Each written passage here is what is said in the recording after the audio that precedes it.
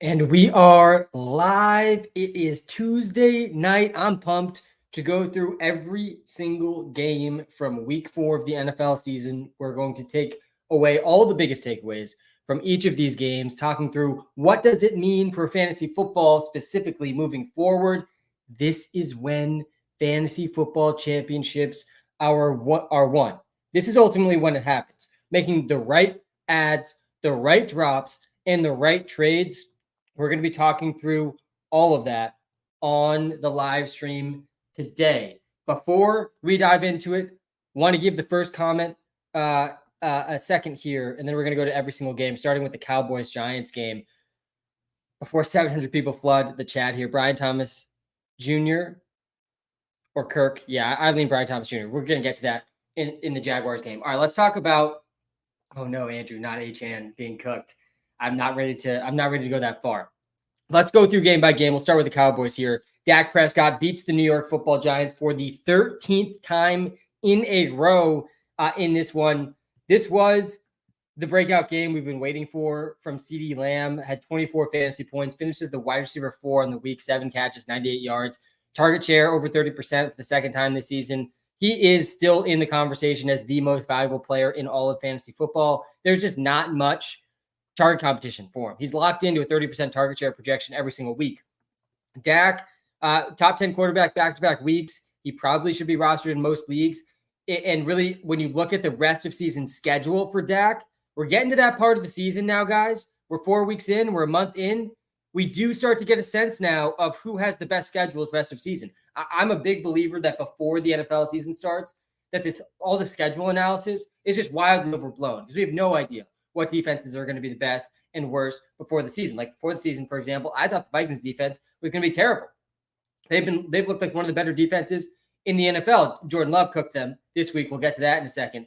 But just as a one-off example, looking at this Dak Prescott rest of season schedule, look at this schedule from week 9 to week 17.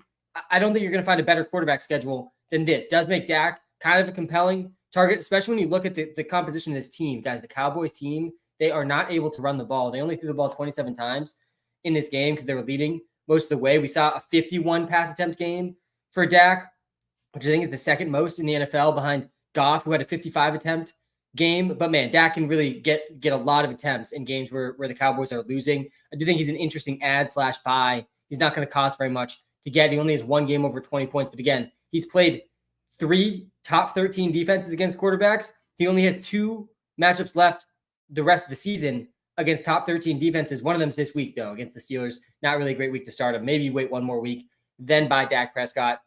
And last note here, we'll talk about actually the running backs here in a second. Jake Ferguson's a clear buy, a clear tight end you want. He ranks as our tight end 4 this week. I think tight end 5, rest of season. The floor has been there for Jake Ferguson. He got hurt in week 1. He didn't have a great week 1 against the Browns, but really both full games we've seen from him have been really strong. He has not scored a touchdown yet, but the volume has been there. Over 22% target share back-to-back games. He's got 18 targets in the last 2 games. In a desolate wasteland of tight ends, you got to feel pretty good about what we're seeing from Jake Ferguson so far. So definitely buying Jake Ferguson, feeling pretty good about having him on my teams. Rico Dowdle clearly ahead of Zeke. We cashed on that free player prop on Thursday night with Dowdle. The only last note I'll make here is I think it's a real conversation at this point of who you prefer. Cooks versus Tolbert rest of season. They're kind of splitting this role. Cooks has been under 4 points in 3 straight games. Tolbert's been, I think, over 10 in 2 of those 3. Yeah, he was. Bad game for him this past week. Only 3 catches, 24. Neither are really startable in fantasy, but there's definitely a chance Tolbert's just ahead of Cooks. All right, that's it for the Cowboys side of the ball. For the Giants, Malik Neighbors is wide receiver 2 in fantasy points per game. Guys, wide receiver 2.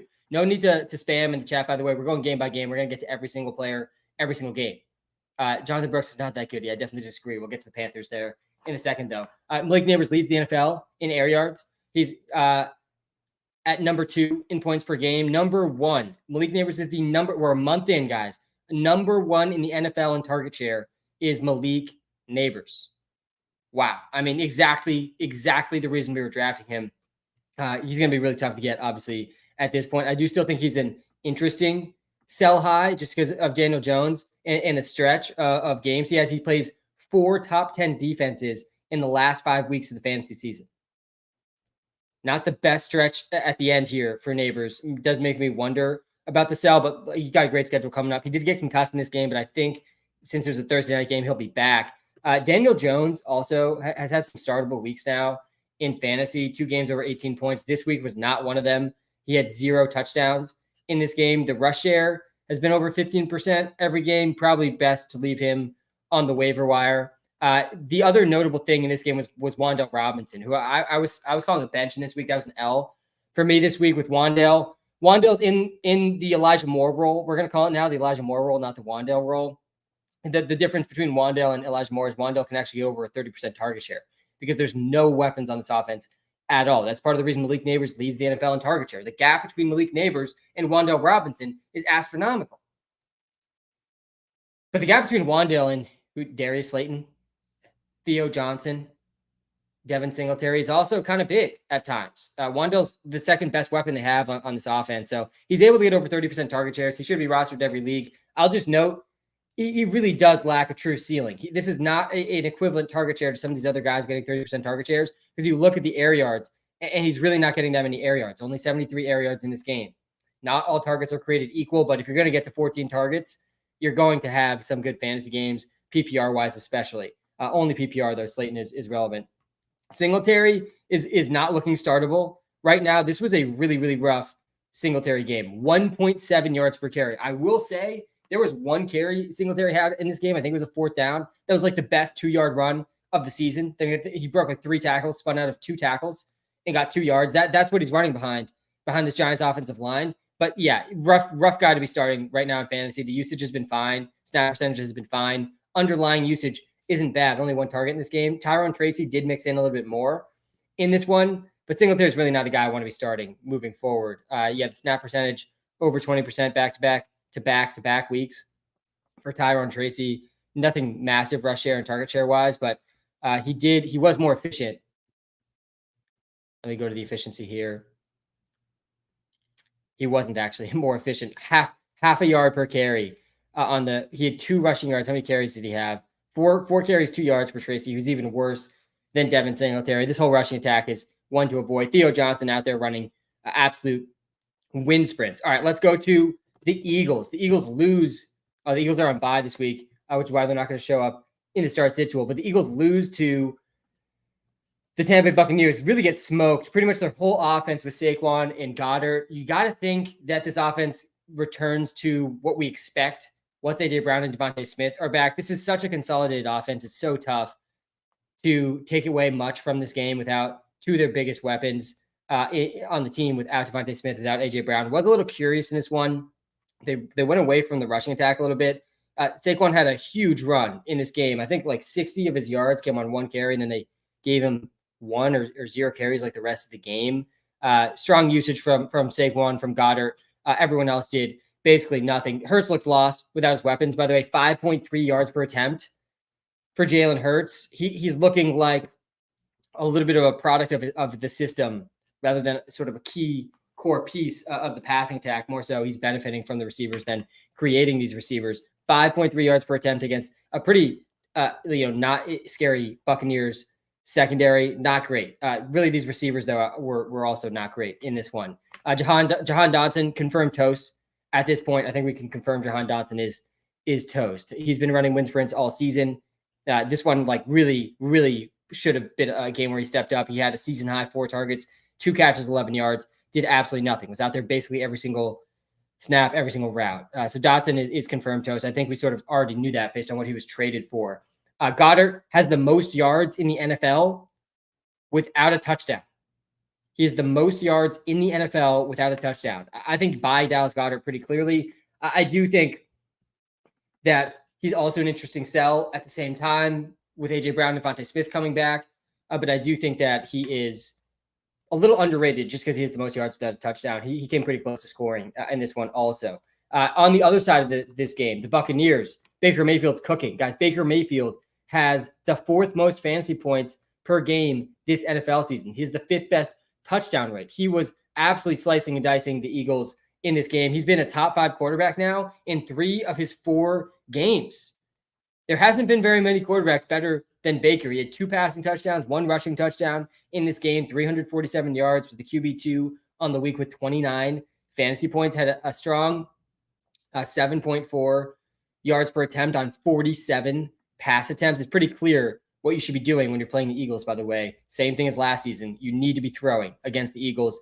Chris Godwin, a bit of a floor game for him, 12.9 points, but another game with at least 6 catches, another game with at least 50 receiving yards, one of the highest floor receivers. Mike Evans bounced back as we expected. We talked about this on this live stream last week. Mike Evans and Chris Godwin, guys, pretty comparable. They're pretty comparable fantasy options. I sort of expected them to meet somewhere in the middle of where they're being perceived last week. We saw that come to fruition this week. Mike Evans does have a higher ceiling, just slightly lower floor than Godwin, and both are high-end wide receiver 2s with wide receiver 1 upside every single week. There's a lot of hype about Bucky Irving. Is Bucky Irving going to steal the rushing role in this game? Really didn't steal it in this one. He did get more carries. So 10 attempts. Bucky and Rachaad White both had 10 carries. Both had the same 4.9 yards per carry. Bucky did get the goal line carry and score in this one, but the snap percentage was still in favor of Rachaad White, and the receiving role was still in favor of Rachaad White. This is the big problem with all the Bucky Irving people. For all the Bucky Irving people, but Rachaad White's one of the best receiving backs in the NFL, guys. He's been incredibly efficient again this season, almost a 90% catch rate, 9.5 yards per reception. He's clearly one of the best receiving backs in the league. He was an extremely talented receiving back in college, so this doesn't come out of nowhere. He was a 95th percentile college target share, and it's really translated in the NFL as well. So Bucky Irving, like, his path is keeping that goal line role and being still more efficient on the ground, but it didn't happen here this week. I do think this is going to be somewhat of a split backfield. Not a great situation for fantasy. Rachaad White, though, definitely looking like a bust through 4 weeks in terms of where you drafted him in the running back dead zone in drafts. So just pulling up Bucky here for a second.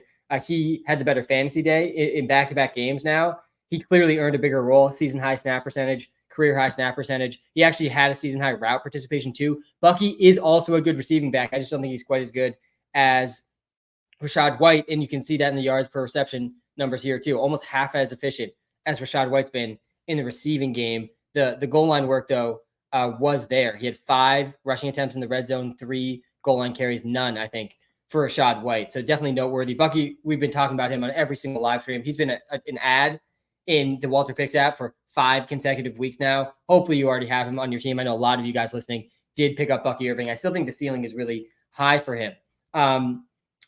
Sterling Shepard, greater than Trey Palmer. That was the only other note I had on this game. Not a great sign for Trey Palmer. Sterling Shepard get called up from the practice squad and immediately out-targets him.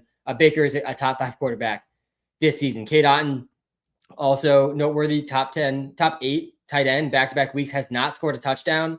Similar to Dallas Goedert. If you are ranking top 10 at the tight end position and you aren't scoring touchdowns, that's probably a tight end that you want on your team.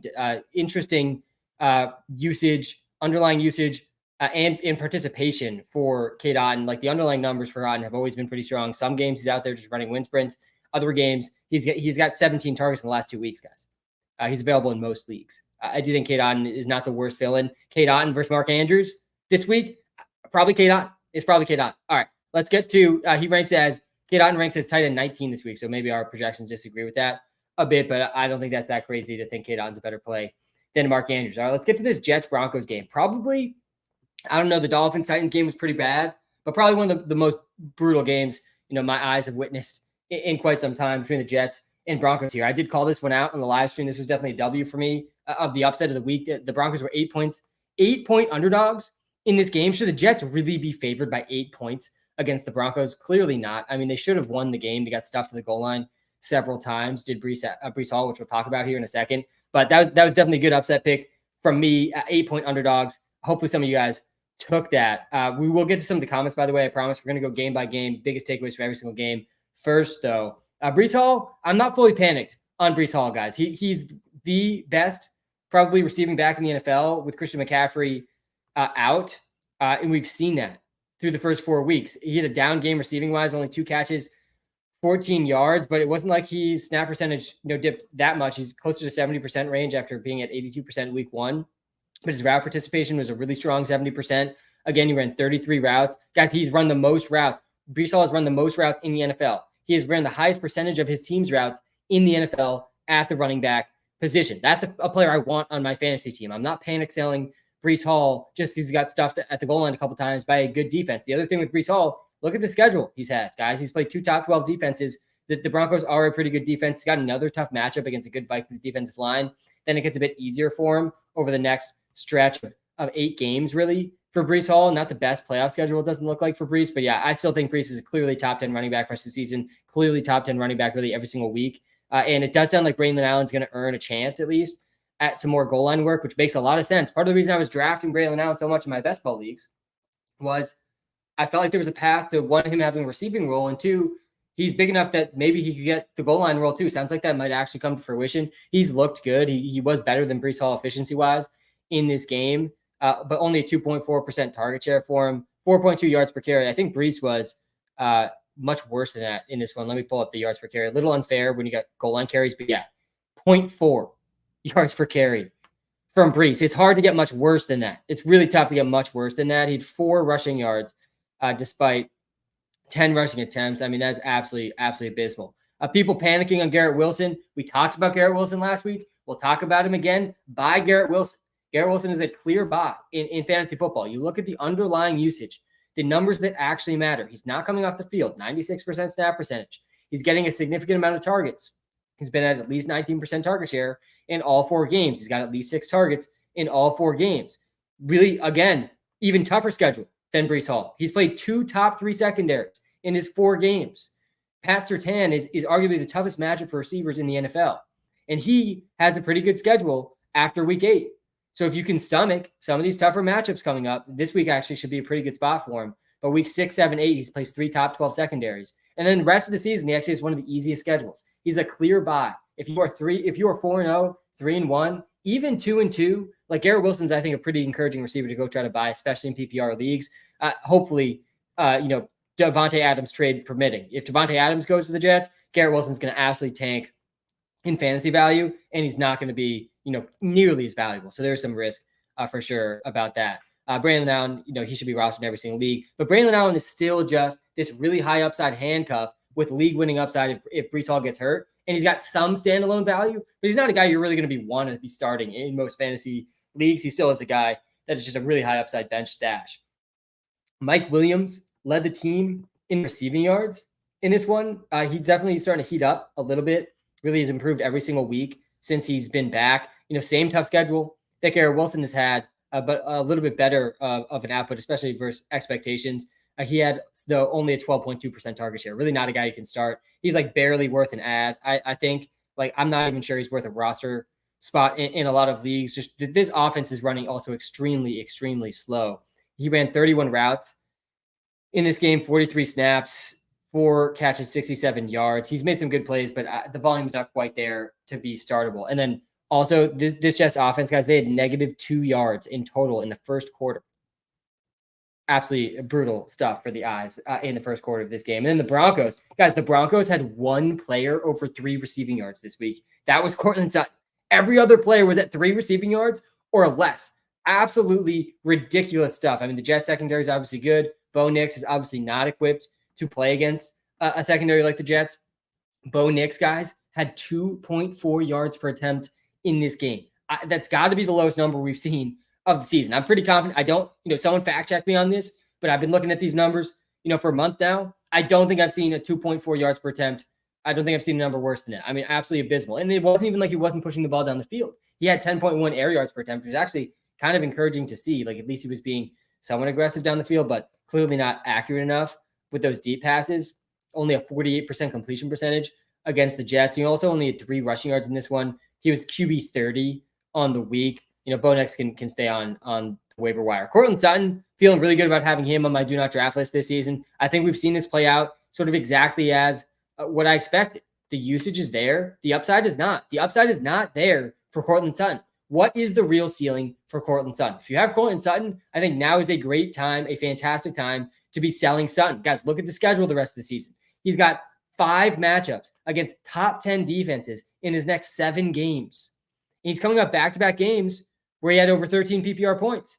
And again, what's the real ceiling for Courtland Sutton? There isn't a true ceiling. We saw the ceiling last season. He had a career-high 10 touchdowns last season, didn't even score more than 12 fantasy points per game. This season is at 10.1 points per game. This is not a league-winning player. I would be selling Sutton. Try to package Sutton with another bench player or one of your like flex option, upgrade your flex. That's the type of trades that I'm looking to make if I have Courtland Sutton. I think that was one of the few sell windows you're probably going to have for Sutton, who like still projects kind of good because the target share has been there. But again, I just don't think there's a real ceiling for Sutton in this offense. All right. And we've never seen Courtland. This is not Courtland Sutton's first year in the league. He's 29. We've never seen him average more than 14 points per game in his entire NFL career. This does not feel like the offense where that's going to end up happening. Javonte Williams did see a pretty big role in this one. 13 routes for Javonte, I think, in this one compared to 3. So he had 9 routes compared to, I think, 2 or 3 for McLaughlin. But 16 rushing attempts. He saw half the carries for this offense. Also a 12% target share. He's now over 10% target share 3 straight games. The snap percentage was pretty consistent here at 56%. Only 10 points. He has not scored a touchdown yet this season. He has 2 games over 10. Schedule gets a little bit better. I do think Javonte has a chance to have some usable weeks here coming up against the Raiders, the Chargers, the Panthers in his next 4 games. But a guy that I'd be trying to sell probably if I could. Not really a guy I'm aggressively buying. The playoff schedule does look kind of interesting here against the Colts, Chargers, and Bengals. But the usage has been okay. The production has not been great. He did have 77 rushing yards in this one. It was his most efficient game of the season with 4.8 yards per carry, only 1.5 yards per reception, though. McLaughlin, Tyler Badé, I think actually is pronounced. He got hurt pretty bad in this one. It sounds like he is okay, which is great to hear. But McLaughlin didn't really step up in that role. McLaughlin's been pretty underwhelming, under 10 points all games. Not really a guy you need to be wasting a roster slot on. All right, let's get to the Steelers-Colts game. Excited to talk about this one. Hopefully I convinced a lot of you to start Justin Fields last week. He's going to be a great start this week against the Dallas Cowboys, who have really struggled against the run this season. Justin Fields ranks QB7 now in points per game this season, even though he only had under 12 points in back-to-back games. Guys, he was QB1 this week. Justin Fields was the best possible quarterback to play in fantasy this week.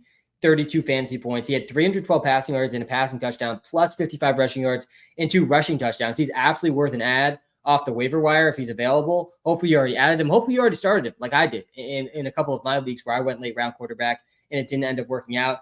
I do think starting Fields over Richardson, that was a no-brainer last week. I would do that again this week for sure. He ranks his QB6 this week. Najee Harris has no real ceiling. I mean, this was such a tough Najee Harris game for fantasy. I mean, all Najee Harris can do is score between 8 and 14 fantasy points. It just feels like, what's the real ceiling for Najee? He had 19 rushing yards in this game. He was outrushed by Cordell Patterson, who had less carries than him. He did play 70% of the snaps. 6 targets, which was encouraging. His 4 catches, so he had 3 catches for 54 yards to sort of save his fantasy day. He still has not scored a touchdown this season. The schedule is getting much better for him over the next month. The touchdown should come. I don't think Jaylen Warren's going to be active this week again. So Najee's definitely an interesting fantasy option over the next month. But looking at the playoff schedule, seeing what the ceilings look like for Najee so far this season, the efficiency for Najee, he had 1.5 yards per carry in this game. This was not a bad matchup. Cordell Patterson was north of 4 yards per carry in this game. Cordell Patterson also got hurt in this game. So Jaylen Warren was out. Cordell Patterson got knocked out after outproducing Najee Harris, and he still finishes with 10 points in a pretty good matchup. Really rough stuff so far for Najee. I'm not feeling very bullish on him rest of season. Yeah, I think Najee's cooked. Pickens, I mentioned Dallas Goedert has the most receiving yards in the NFL without a touchdown. The receiver, if you just look at the wide receivers with the most yards without a touchdown, that's George Pickens. He's got the most yards in the NFL. He's got the 16th most yards per game, but has not scored a single touchdown. I do think the touchdowns will come for Pickens as Justin Fields grows in this offense. The more bullish I'm going to get on George Pickens. He's seeing pretty much all the air yards in this offense. Fields finally was able to throw the ball pretty effectively in this last one. I am feeling pretty encouraged about the role we're seeing for Pickens through the first month. We haven't really seen a huge fantasy game, but he still had some usable weeks despite no touchdowns. I do think the touchdowns will come for George Pickens.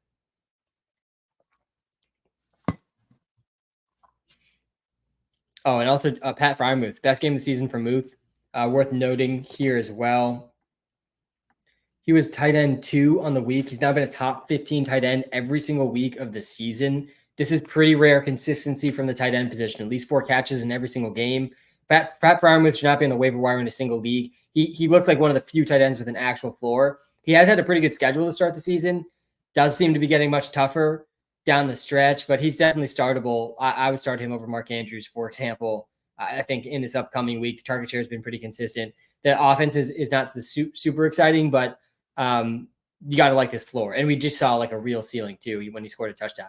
The guys with a real floor, all they need is a touchdown. Then all of a sudden they're very usable in fantasy. All right, going on to the other side of this game. I mean, clearly one of the biggest takeaways of the week for everyone should be that Joe Flacco starting instead of Anthony Richardson is not, I'm not saying this is going to happen.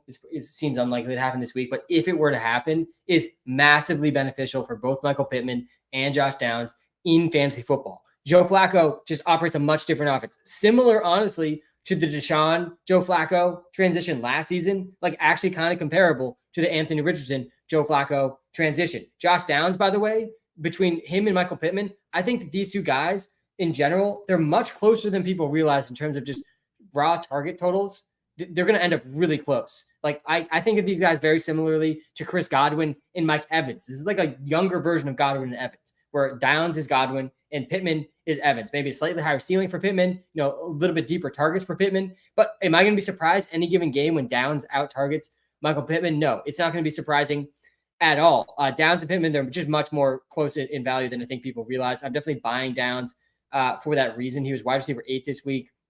Both these guys are top 24 wide receivers with Joe Flacco at quarterback. Again, that's probably not going to be the case, though, unless Anthony Richardson gets hurt. By the way, it was absolutely astonishing.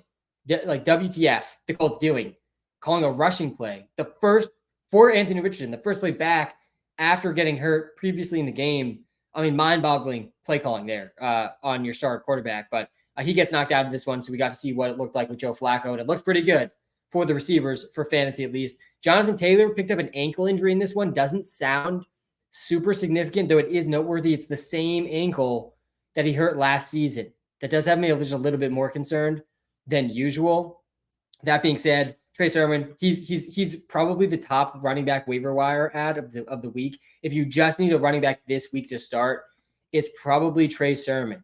He's not the most exciting running back. I don't think his efficiency has been great. He was at 1.6 yards per carry, but he only played 17 snaps. He had 5 carries, 1.6 yards per carry in limited usage last week. Easier matchup for him against the Jaguars.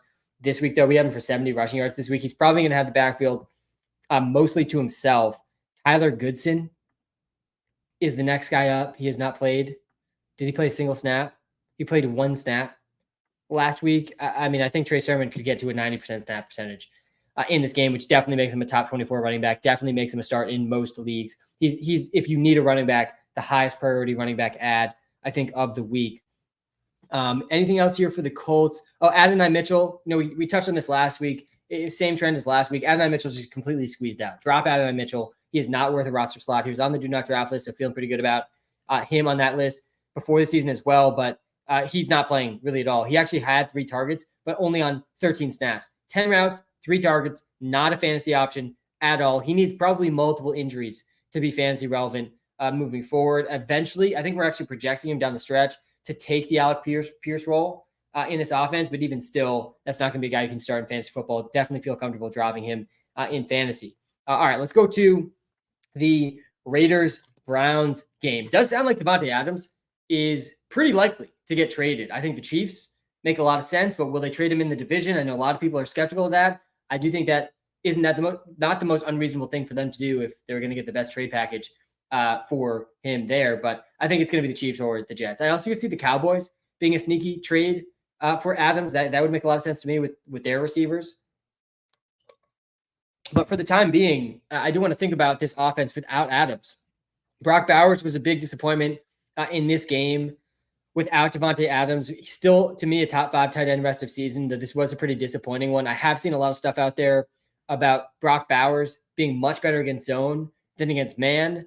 I do think more often than not in the NFL these days, he's getting zone coverage than man coverage. That's what most defenses are running. And then you look at the schedule rest of the season for Brock Bowers, and he's got what is this, top five matchups in the rest of the season. This is probably the best tight end schedule the whole rest of the season. He's got several good matchups coming up for tight ends, and Davante Adams might get traded.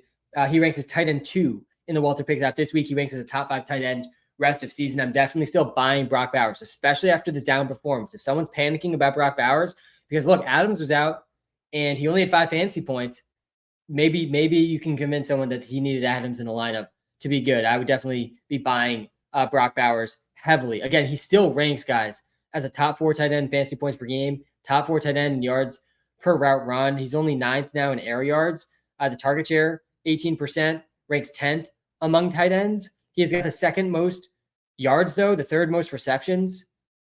Sorry, the 10th highest target share and the 4th most targets, even with this game. He's 7th in air yards. I think some of these numbers might have been slightly off here. But yeah, I do think I'm buying Brock Bowers for sure. Jacoby Myers, he had 10 targets, I think 10 or 11 targets in this game.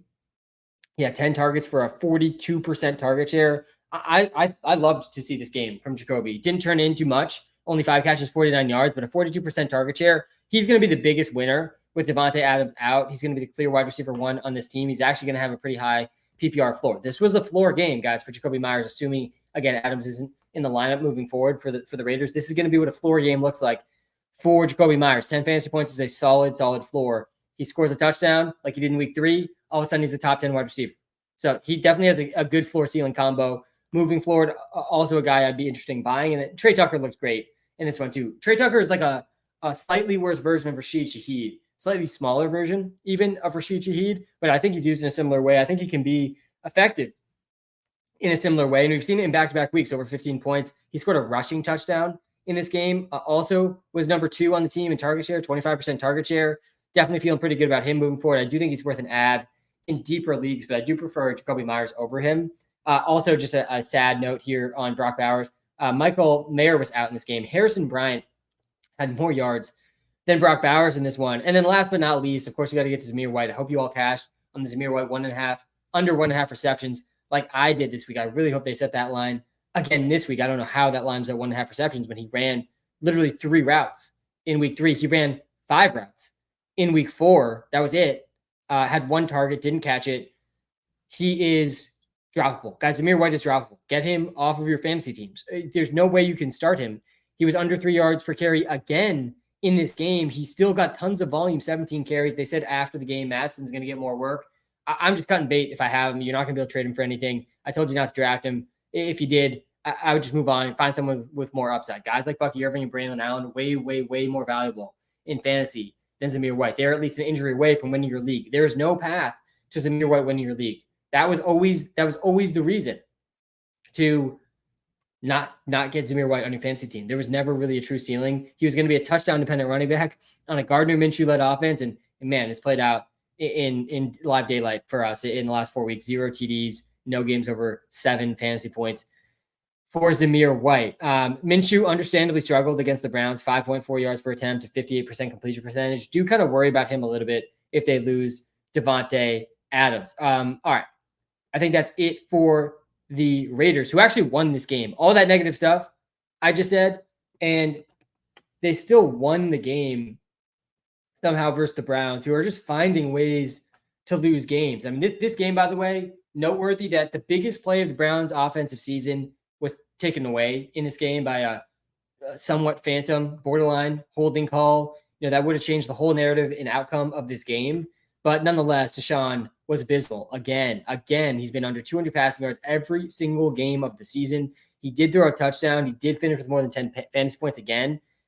4 straight floor games here for Deshaun. At some point, you do have to wonder how long they can go like this. He's been under 6 yards per attempt in every single game. Guys, the only quarterback I think in worse in terms of yards per attempt is Bryce Young. It's Bryce Young and then it's Deshaun. 5.5 yards per attempt is absolutely atrocious. He's had 4 good matchups too. And again, he gets a good matchup. He's starting probably the best possible schedule for quarterbacks through the first 7 weeks is Deshaun Watson, and he hasn't had a game over 6 yards per attempt. I mean, it's absolutely abysmal stuff for Deshaun. Really rough to see. I do still think an underrated piece of this is the offensive line. I am not convinced that Jameis Winston is going to be that much better than Deshaun Watson. Part of the problem is he's getting pressured at nearly the highest rate in the NFL. There was no Max Crosby in this game. Let me pull the stats up here. No Max Crosby in this game. Deshaun got pressured 16 times. On 40% of Deshaun's dropbacks, he was getting pressured. Amari Cooper should have had an 80-yard touchdown in this game. That got called back for the holding. Ends up with only 4 catches, 35 yards, though another strong volume day. At least a 20% target share in every single game for Amari Cooper. This is another guy that I am still willing to buy. He has at least 8 targets in every game. I do think we're going to see bigger games for Amari like we saw in week 3. He's going to be a little bit boom bust, but got a great schedule coming up, a pretty good schedule down the stretch of the season too. And I do think while I'm skeptical Winston will improve this offense much, it definitely could help Amari Cooper specifically. Nick Chubb's practicing this week. The window for Jerome Ford being a must start is definitely closing, but he continues to be a must start with the usage he's seeing. 78% snap percentage.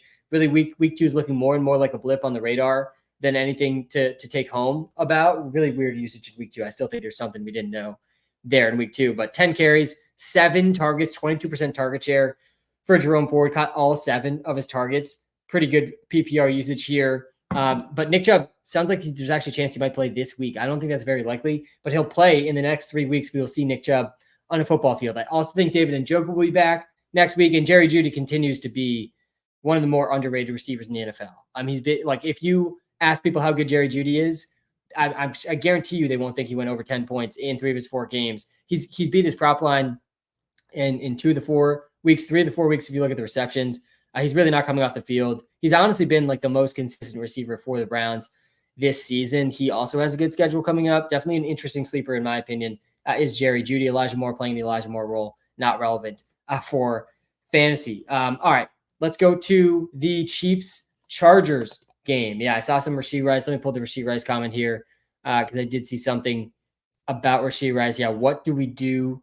What do we trade Rashee Rice for? If you can trade Rashee Rice for anything, I think you should probably do that. I'm not of the opinion that Rashee Rice is playing again this season.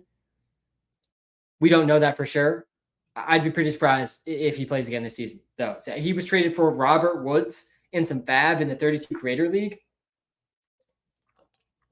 A bit of a risky trade before you know the true diagnosis. I mean, I also just think you should wait for the diagnosis, the true diagnosis. But my expectation is Rashee Rice is out for the season. That is what we're projecting in the WalterPicks app right now, which makes Travis Kelce clearly the tight end 1 rest of season. I hope you bought low on Travis Kelce, by the way. One of the things we talked about on this live stream last week, these are the types of things that are going to come out of these live streams. Last week we said buy Travis Kelce. It was pretty clear because Travis Kelce was on my do not draft list just because I was scared about his role in the fantasy football playoffs because it was a little bit diminished down the stretch last season. He was under 10 points all the fantasy games last season in the playoffs. But he's also tight end 1, guys, in fantasy last season. And he also has been on the field basically every single snap. His usage has been pretty strong. And he's now the number 1 receiver by far in this offense with Rashee Rice out for at least a while and probably the entire season. He had a 32% target share in this game, 40% of the air yards for the Chiefs. Going to be a little bit tough with defenses really honing in on him. But yeah, he's tight end 1 rest of season, like pretty clearly gains a lot of value with Rashee Rice out of the lineup.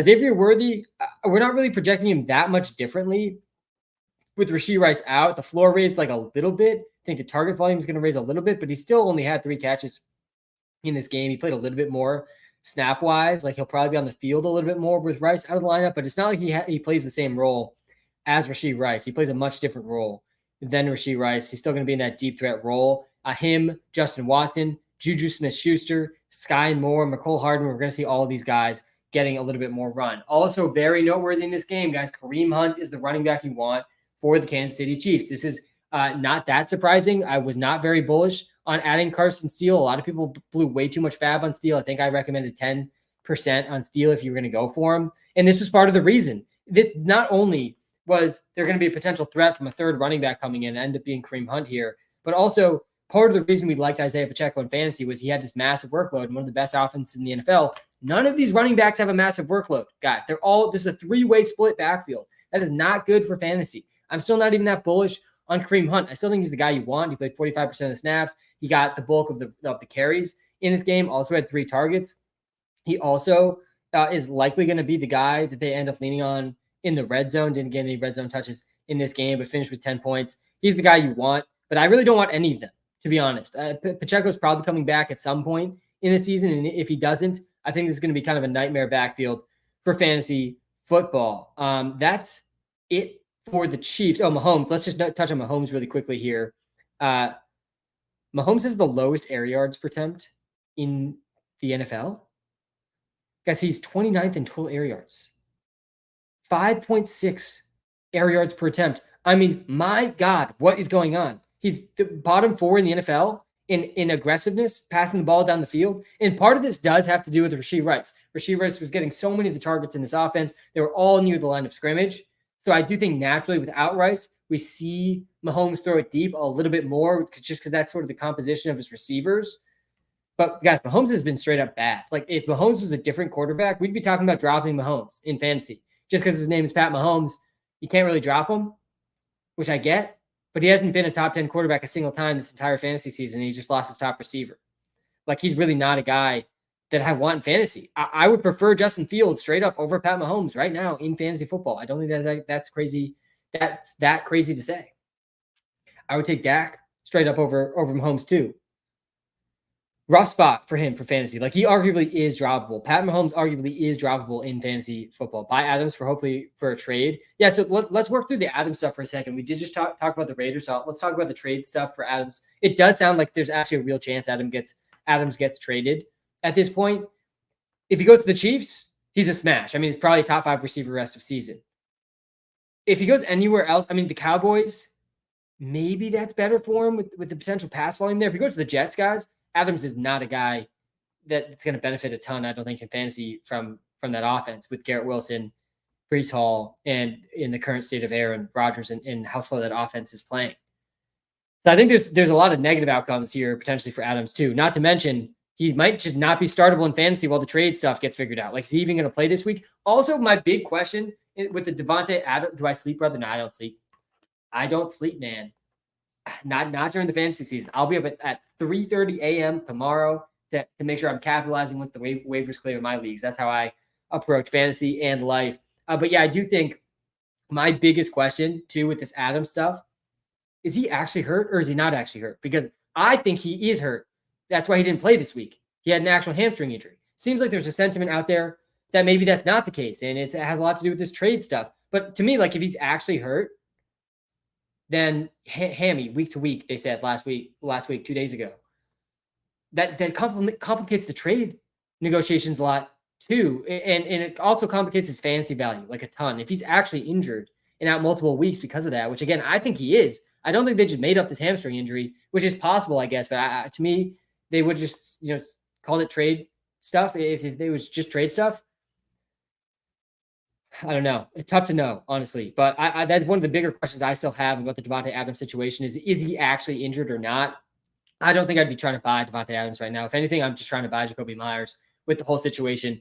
Buy Jacoby Myers, buy Brock Bowers. I think that's my biggest takeaways from the Devontae Adams stuff. Not buy Devontae Adams necessarily. Though if he does go to the Chiefs, that will be massive for him. And I'm a lot of people out there skeptical that the Raiders will trade him in the division, which does make some sense to me, though I don't think it makes a lot of practical sense for the Raiders if that's who gives them the best offer.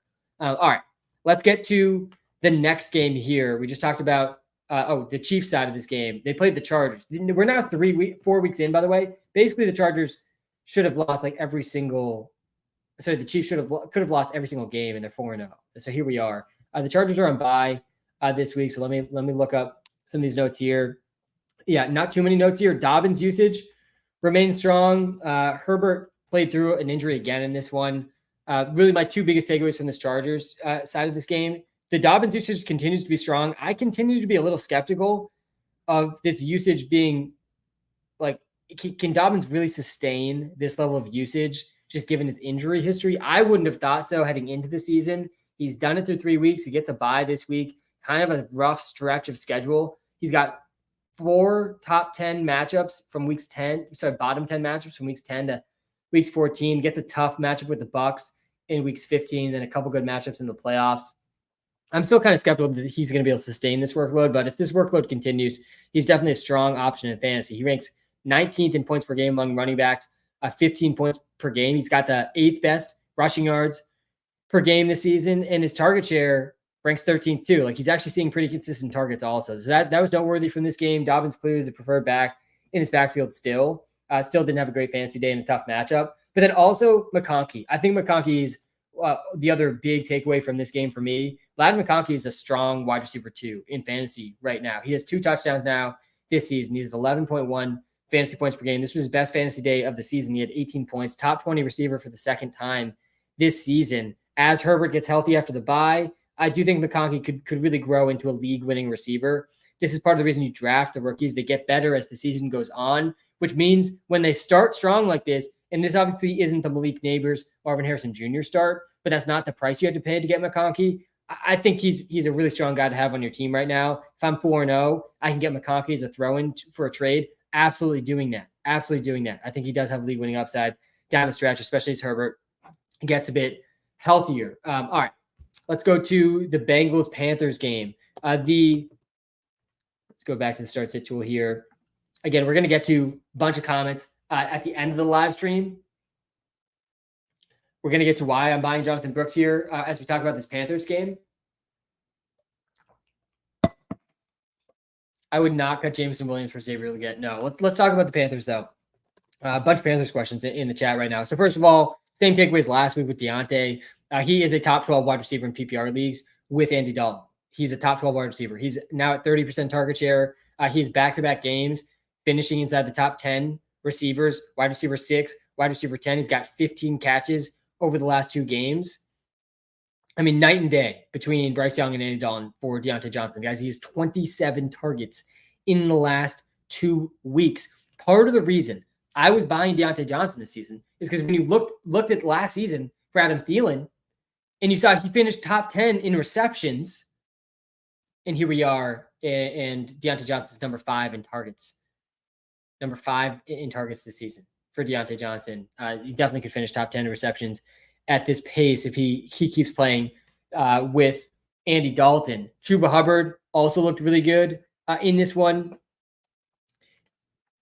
I think he was a top 10 running back. Yep, back-to-back weeks as a top 10 running back, over 100 yards, back-to-back weeks. This is why I'm buying Jonathan Brooks, by the way. And I want to be really clear with what you should expect from Jonathan Brooks. I've been really had the same stance from the beginning with Brooks. I think the right way to think about Jonathan Brooks for fantasy football is assume you are not going to be able to start him for at least the first half of the season.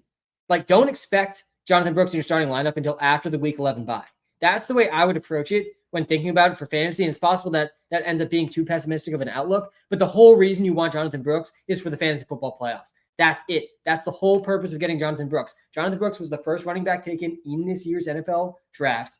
He was the most talented running back in this draft class. He probably would have been a first-round pick in the NFL draft had he not just torn his ACL, which he is now fully recovered from. He's going to be back playing for the Panthers in the next month.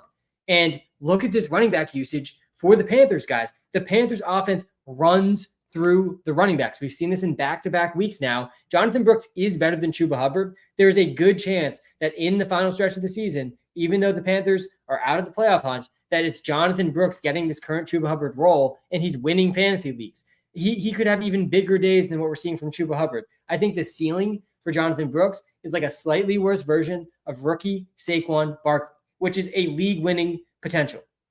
So yeah, I'm definitely buying Jonathan Brooks, and I'm also feeling really good about Chuba Hubbard. Jonathan Brooks is not going to start practicing, it doesn't sound like, this week, so it's probably another 2 to 4 weeks till we see Jonathan Brooks on a football field, and then another 2 to 4 weeks after that he's maybe at full steam coming off the injury. But that's plenty of time for the fantasy football playoffs. Yeah, I'm still buying Jonathan Brooks, and maybe there's a better buying opportunity now because he's maybe going a little slower in his recovery than people wanted.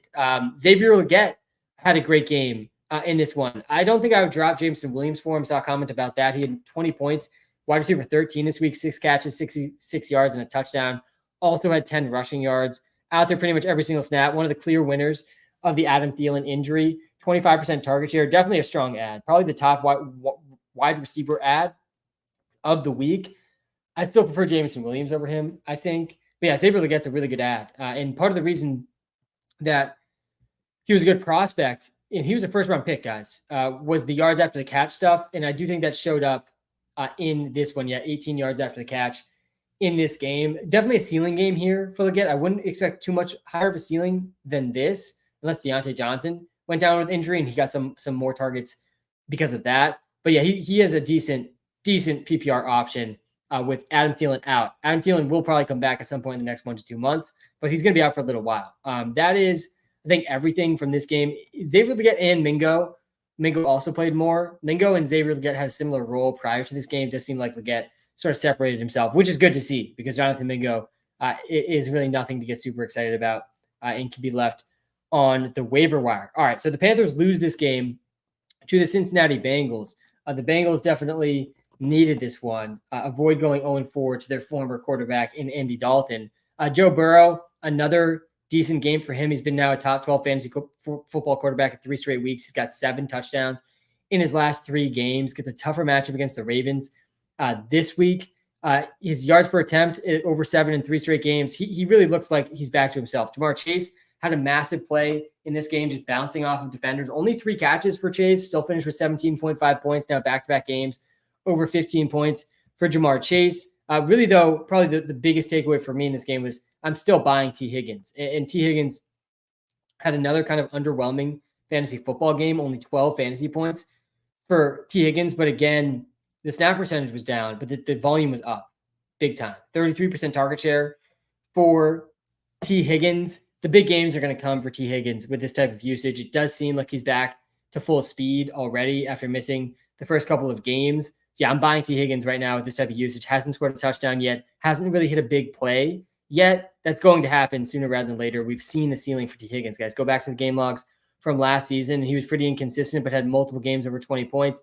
Go back a little bit further into a fully healthy season. Again, more and more games here, over 20 points. He's going to be a bit of a boom bust option, but he has a 20-plus point ceiling, which is definitely not the easiest to find, and he's really easy to buy right now in fantasy football. All right, Zach Moss and Chase Brown both had good games here against the Panthers. Not that surprising. Let me go to this tab here so we can see it too. I'll go to the Panthers matchups here. Pretty much every running back has done well against the Panthers, except, of course, you guessed it, Zamir White. But yeah, Zach Moss, 17.8 points in this one.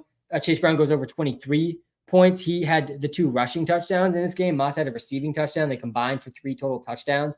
The snap percentage still favored Moss in this one. They both actually split the same amount of carries in one target benefit to Zach Moss. But this is a pretty even backfield split in this game. Chase Brown was the more efficient back. I still think Zach Moss is probably the preferred fantasy back rest of season just because he seems a little bit more trusted and still a little bit more likely to get the red zone work. Though I think this week, Chase Brown actually had more red zone carries, more goal line carries, and more goal line red zone targets than Zach Moss. That was a little bit different than the past weeks, but I still think I prefer Zach Moss slightly. Chase Brown, though, does have a little bit higher of a ceiling, so I am still intrigued by both of them. Yoshabas took a big hit in this one, but will end up being fine. I don't think he's going to miss any time. Really not a guy I want to be starting, though, in fantasy.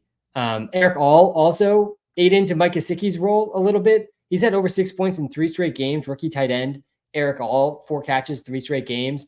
Mike Gesicki's really not startable with Eric All playing this much. He had 0.1 points, just better. 1 catch, -9 yards, was just better than Mark Andrews and Kyle Pitts this week. Really, really brutal stuff. Obviously, for both those guys, we'll get there when we get there. Let's actually just jump right there. Let's go to the Falcons, man. One of the bigger L's for me this season, for sure. One of the biggest ones. And I'm hesitant to have any major takeaways from the season. Only 4 weeks in, a lot is still going to change. This is why we're looking at all this data and reacting to it the best we possibly can. This is really when fantasy football championships are won. I believe that the best chance you have of winning fantasy is reacting to the information in front of us better than the rest of your league. That's what we're doing on these live streams. But again, I am ready to just take the L on Kyle Pitts. I really believed that Kyle Pitts before the season was a good draft pick at his cost. I really believed that Kyle Pitts had number 1 overall tight end upside. And I really believe that that's already just dead in the water, just like a complete L take. I mean, really rough. He had not only does he have some decent matchups here, he has scored 1 touchdown and he still ranks 18th in fantasy points per game. The air yards just haven't been there really fully for Kyle Pitts. Kyle Pitts, guys, he's ranked top 4 in air yards among tight ends every single year of his career. That was part of the reason I was so bullish on Kyle Pitts. I value air yards a ton. I think they're way more valuable to look at and valuable in general than just looking at raw targets. In Kyle Pitts this year, he ranks 16th among tight ends in air yards. He only has one game over 50 total air yards. He's not being used the same way he was used in the past game in the past. The good news is he's at least out there in the red zone a lot of the time, but it doesn't matter if he's not going to get these valuable deep targets. They're also playing him literally at the X wide receiver position. Like he's not even getting the beneficial matchups that most tight ends get against the linebackers, which makes no sense to me. Why would you use Kyle Pitts in that way? But yeah, I'm ready to take the L on Pitts. I don't think I'm fully ready to drop Pitts, but he's clearly a bust, and he's really rough guy to be starting. Like I would start Tucker Kraft over him. I mean, there's a real argument Cade Otton should be started over Kyle Pitts at this point. I mean, it's rough, man. I still think there's a sneaky ceiling maybe on a weekly basis, but the floor is 0 points, and we just saw it. It was really, really rough. Bijan Robinson, a lot of people panicking on Bijan. Definitely not. I'm not ready to panic on Bijan, guys. He only has one touchdown. Bijan has one touchdown this season, and he still is averaging 14 points per game. Like we've seen really 4 floor games for Bijan. He did pick up a hamstring thing. Hamstring logs another limited practice. Not great to see limited practices. He's likely going to play Thursday, but the hamstring thing is a little bit concerning. That's the only thing that I'm really concerned about with Bijan. Algier did get more run in this game than in weeks past.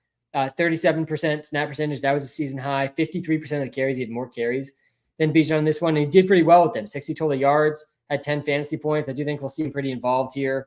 This is the Thursday night game this week between the Falcons and the Buccaneers.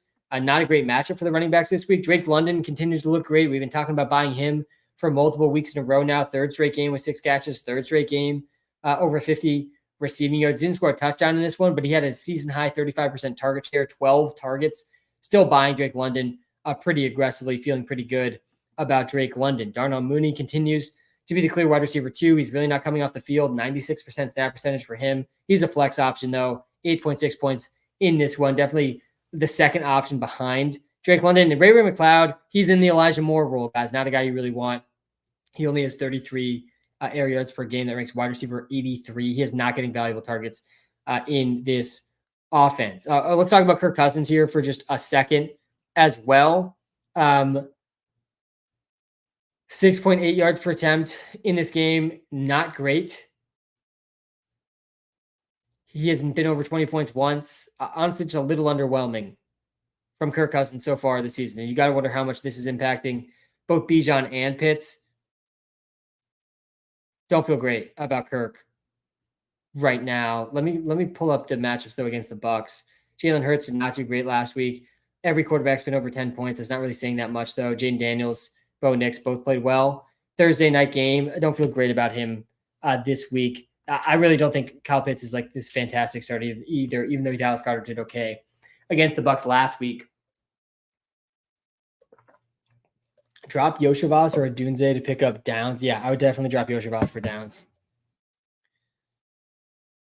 Let's talk about the other side of this game. So the Saints game. Taysom Hill was tight end 1 this week, guys. 2 rushing touchdowns for Taysom Hill, who also got hurt again in this game. Alvin Kamara usage just continues to be elite. 19 carries and 7 catches for Alvin Kamara. Guys, he ranks as our top 2 running back in the WalterPicks app for the rest of the season. He ranks as the number 1 running back in fantasy football, in fantasy points per game. He also ranks as the number 1 running back again. Guys, he's been top 5 in running back target share for back-to-back seasons. I think it's 6 straight seasons now. It might actually be 7. It's 6 or 7 straight seasons that Alvin Kamara has ranked top 5 in running back target share. Where he was going in drafts this year made absolutely no sense. He's now been a top 6 running back in 3 or 4 games, no games under 15 points. He has been the fantasy football league winner, really, through the first 4 weeks, especially the running back position. He didn't come off the field really in this game. 82% snap percentage. He would have had an astronomical game if Taysom Hill didn't vulture 2 rushing touchdowns before getting injured. There's really very few guys you want more than Alvin Kamara because, like, in PPR leagues, guys, like, it doesn't really matter how efficient he is. If he can just have games with 7 catches, he's going to be a top 12 running back in those games, especially if he scores a touchdown in that game. I mean, a touchdown, 7 catches, guys, he's already at 17 points in fantasy, basically, instantly. I mean, it's crazy stuff with the Kamara usage at 29 years old. He looks like he's in his prime. Chris Olave, he remains a buy for me in fantasy. Olave and Shaheed, they both dominated targets. Shaheed actually led the team in targets. Shaheed's had over a 20% target share every single week. He had 0 points in week 3. I was buying low on that week 3. Hopefully you guys bought low on Shaheed too when you listened to this live stream last week. But Chris Olave maintains a buy for me too. He still only has 1 touchdown this season. He was playing through a hamstring thing, a Friday late week hamstring thing. Ends up getting 10 targets, 28% target share. Has a pretty good game. 8 catches, 87 yards. Pretty high floor option right now.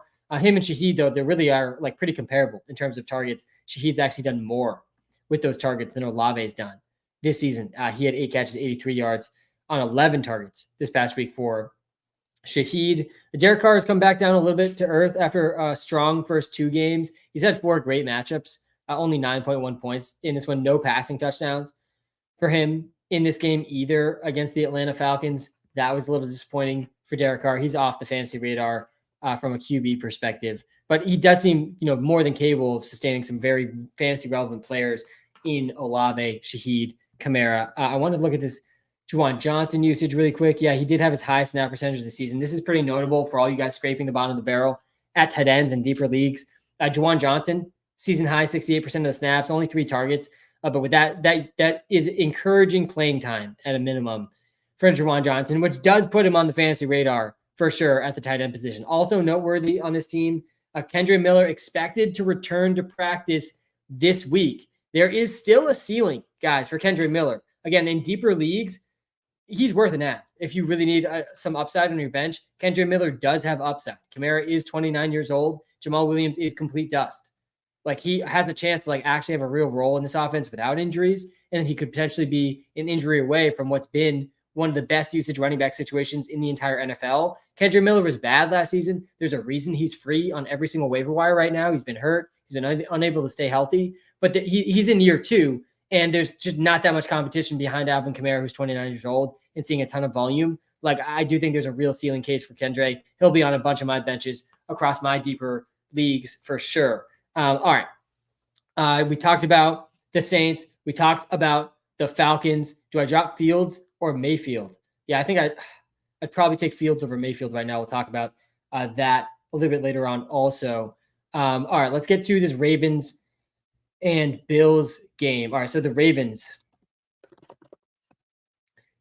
I was pretty surprised about this one. This was the night game. I thought that I was surprised the Bills were underdogs. I didn't think the Bills should have been underdogs in this game. Clearly, I was wrong about that one. I was right about the Broncos.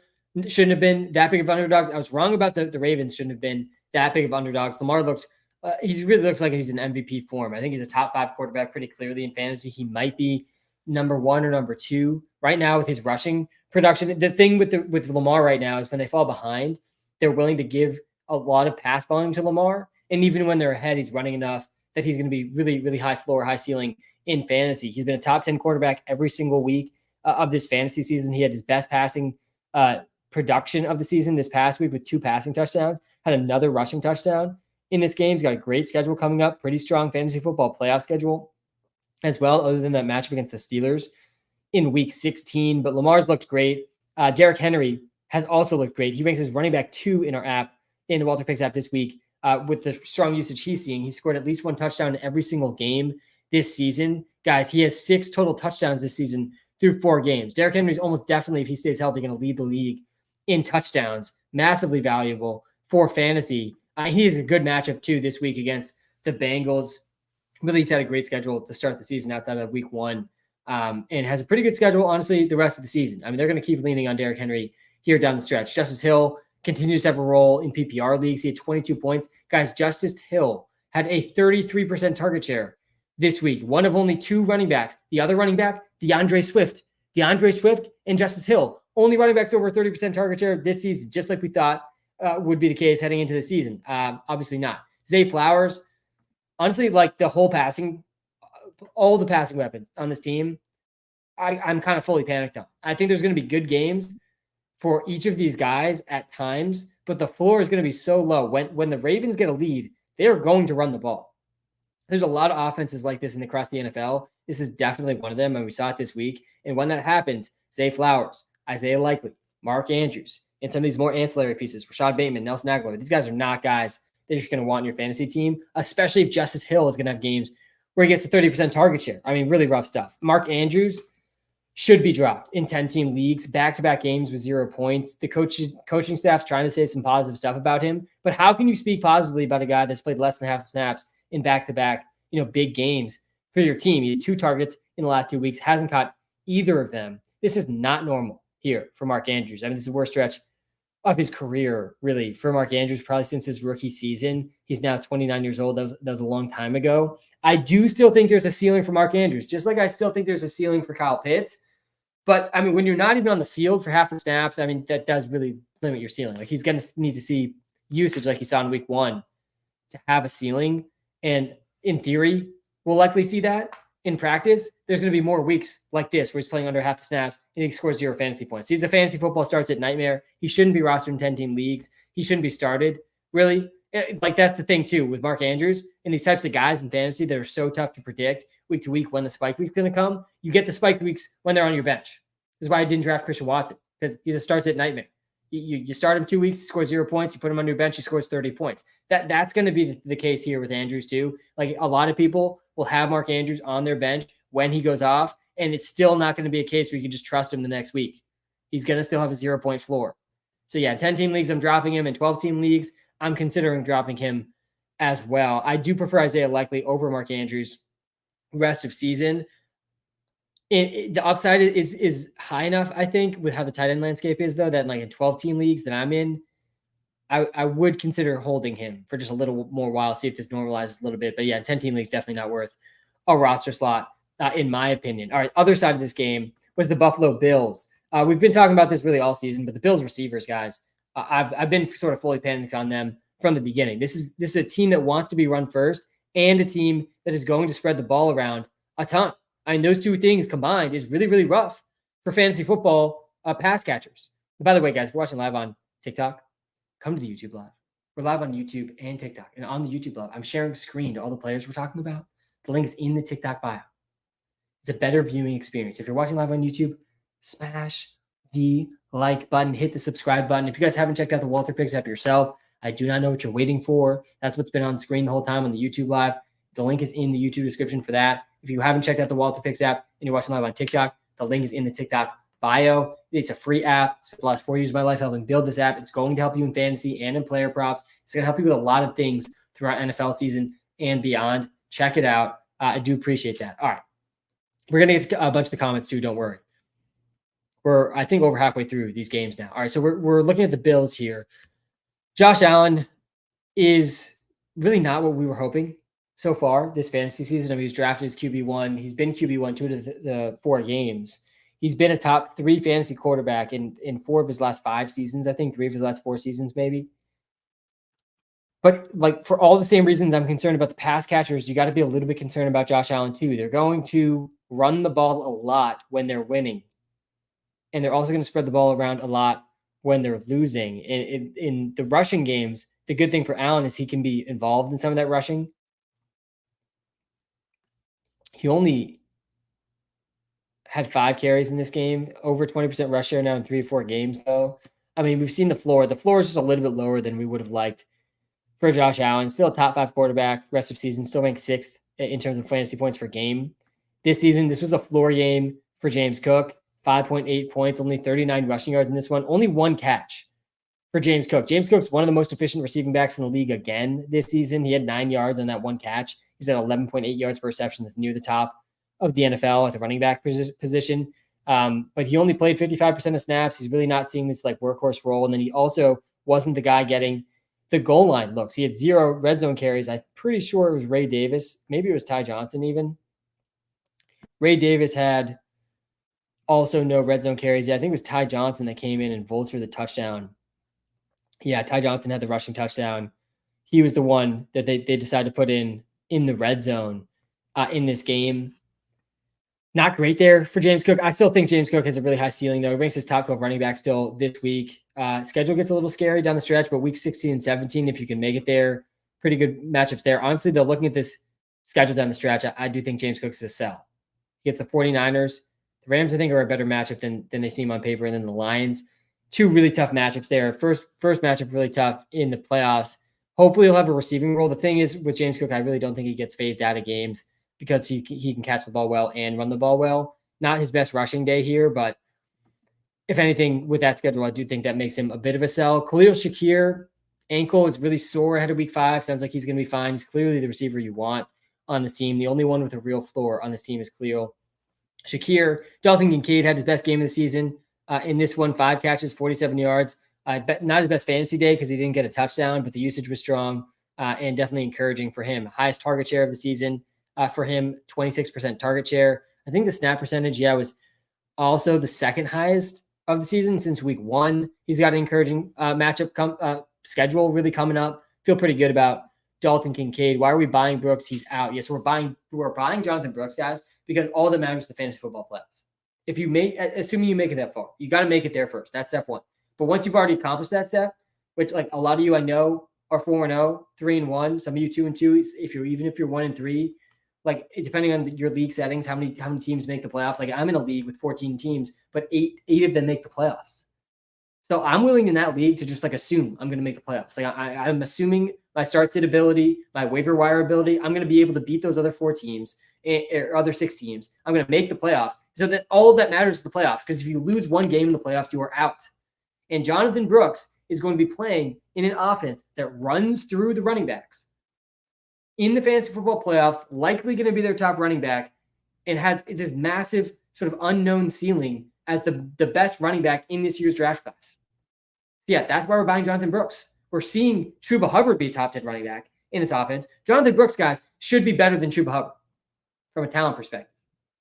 So that's why we're buying Jonathan Brooks, because he can win fantasy leagues in the fantasy football playoffs. All right, Keon Coleman, not a guy you can start. He's been under 10 points every single game. A couple like exciting catches in this game, but exciting catches are not what wins fantasy leagues, guys. Honestly, the unexciting ones oftentimes are the Alvin Kamara, Wando Robinson type catches. No one else really noteworthy in this offense.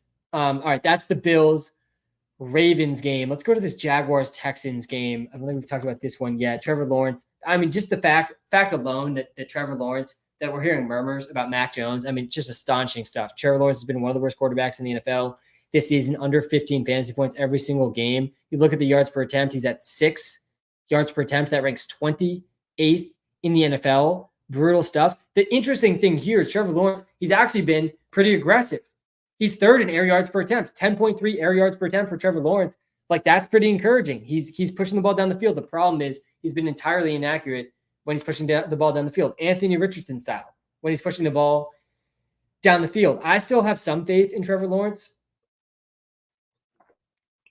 I'm losing faith every single week. He did have 3 bottom 12 matchups in his first 4 games, and the schedule does get easier down the stretch. I also think he does have sort of underrated still receiving weapons. Evan Ingram should come back. Travis Etienne's been sort of a shell of himself. This game for Travis Etienne, guys, he had 4.5 yards per carry and 10 yards per reception. I think only 1 catch, though. Yeah, only 1 catch. He's at 4.8 yards per reception this season, which is absolutely terrible. Tank Bigsby looked better than him in this game. Only had 45% of the carries, only 50% snap percentage. Those were both season lows for Travis Etienne. I do still think there's a ceiling here for Etienne. Definitely starting to panic a bit, though, on Etienne. Guys, he's at 11.6 points per game. Travis Etienne, he scored 2 touchdowns. He's not even a top 25 running back with 2 touchdowns. And Tank Bigsby should be rostered in all leagues. Definitely really high ceiling, whether he just eats more into Etienne's role or Etienne picks up an injury. He's been the more efficient of the two now in back-to-back weeks. He's 12.9 yards per carry for Bigsby. He played great in this game, 90 rushing yards in this game, had more fantasy points than Etienne as well. Christian Kirk, bounce back continued, over 15 points in back-to-back games, despite Trevor Lawrence getting calls about Mac Jones. Christian Kirk now back-to-back weeks over 15 fantasy points, back-to-back weeks with at least 7 catches. He seems all the way back. Brian Thomas Jr., though, I do prefer him over Christian Kirk because the ceiling is way higher for Brian Thomas Jr. He's seeing the targets super deep down the field, which is definitely very, very encouraging. He's at least a 14% target share every single game. He's barely coming off the field, over 70% snap share every single game. And again, these rookies, guys, they tend to get better as the season goes on. That's why I'm buying Ladd McConkey. I'm buying Brian Thomas Jr. And honestly, I think to start this season, for both Malik Neighbors and Marvin Harrison Jr. is not even getting as much attention as he really should.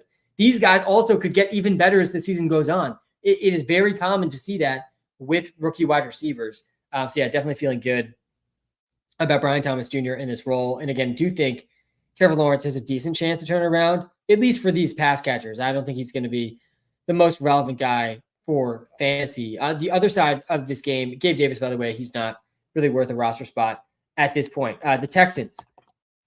Nico Collins, guys, ranks as wide receiver 1 this week. I think he ranks as wide receiver 1 for us the rest of the season now. If he doesn't, he's number 2 or number 3. He's been absolute balling. Number 1 receiver last week, 33 points, 12 catches, 151 and a touchdown. He is an elite alpha receiver, guys. He's in the CeeDee Lamb, the Justin Jefferson, the Jamar Chase tier. He's in that tier. Nico Collins is already in that tier. Tank Dell was out in this game. We cashed in the Steph Diggs prop in this game, which was great to see. You know, the floor is going to rise for any of these 3 receivers. If one of them is out, the other 2, the floor is going to be really, really high. But the floor is already really high for Nico. So is the ceiling. Look at this usage for Nico. Guys, this is all top 12 usage. He's number 3 in air yards, number 3 in targets, number 10 in target share, number 11 in percentage of his team's air yards. Nico Collins is elite for fantasy, for real NFL. He's just elite all the way around. And I think his yards per out run, he's 6th in yards per out run this season. Tougher schedule coming up for Nico. It's not going to matter. I don't think he's really I think he is matchup proof. CJ Stroud in this game came through. The CJ Stroud, Nico Collins, Steph Diggs double stack, by the way. DFS lineup did cash, not a first place cash, unfortunately, but we're 2 for 4 now, at least cashing with those DFS lineups. Best game of the season for Stroud. For sure. The Jaguars look like a really good defense to attack in terms of fantasy football, passing attacks. 8.6 yards per attempt. That was a season high for Stroud. We'll see if that continues in some tougher matchups. Joe Mixon ranks really well this week. Do you think Joe Mixon will be back this week? He almost came back last week. The usage was really, really strong for Mixon in week 1. I am a little skeptical we see that large of usage for him in his first game back. But if it's anywhere close to that, he's going to be a top 12 running back option right when he comes back. Tank Dell should also be back this week. I honestly think this was a floor game for Steph Diggs too, with Tank Dell out, 5 catches, 69 yards, pretty strong.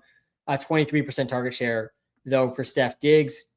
Cam Akers, another floor game for him. Didn't score a touchdown in this one. Ended up with only 5 points. He's really not an exciting start, even with Mixon out, though he did lead that backfield in snaps.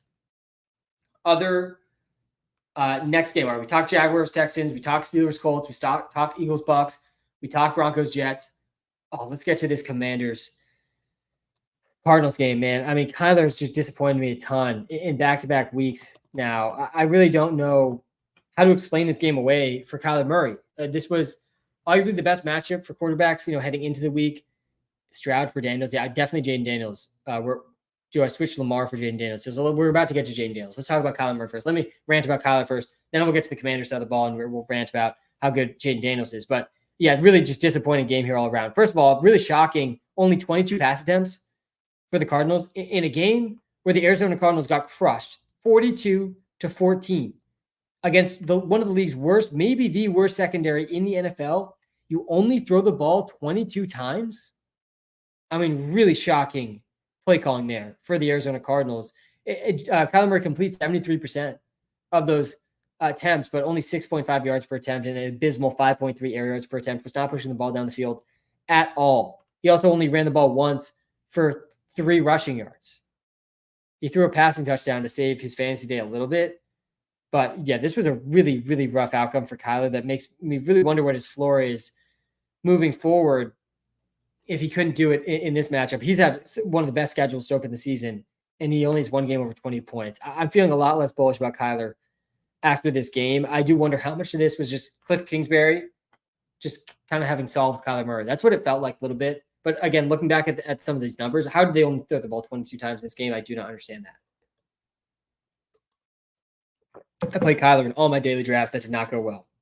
My first losing week in the daily drafts, I think I was down 3% in the daily drafts this week. I'll be posting about that in the Discord, by the way. If you're watching live on YouTube, guys, join the Discord. Link is in the YouTube description. I'm in there constantly. We're giving weekly advice in the Discord. If you're watching live on TikTok, by the way, we're also live on YouTube. And the YouTube viewing experience is just way better because I can share my screen to every single player we're talking about. This was still a decent game for Marvin Harrison Jr. Honestly, like I played him in a lot of my daily drafts. I was shocked to see the final fantasy numbers here for Marvin Harrison Jr. 15.5, way better than it seemed watching the game. He was easily the leading receiver on the team, 5 catches, 45 yards, and a touchdown, 27% target share still for Marvin Harrison Jr. Elite floor there for Marvin Harrison Jr. No Trey McBride in this game.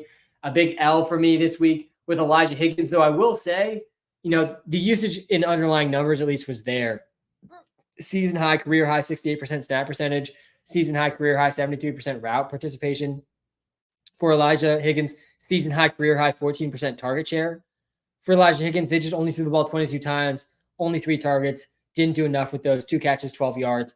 At least he did better than Kyle Pitts and Mark Andrews. You can say that about basically every single player. I forget who we were just looking at that had 1 catch, -9 yards. At least he did better than Pitts and Andrews too. But I mean, yeah, man, yikes with those guys. But Elijah Higgins, it's not like we knew the floor wasn't low. He was picked off just straight up off the waiver wire, and he can go right back to the waiver wire. Michael Wilson, a disappointing game in this one, only 4.8 points. Thought his ceiling was going to be pretty high in this one. Did see 7 targets for a 32% target share.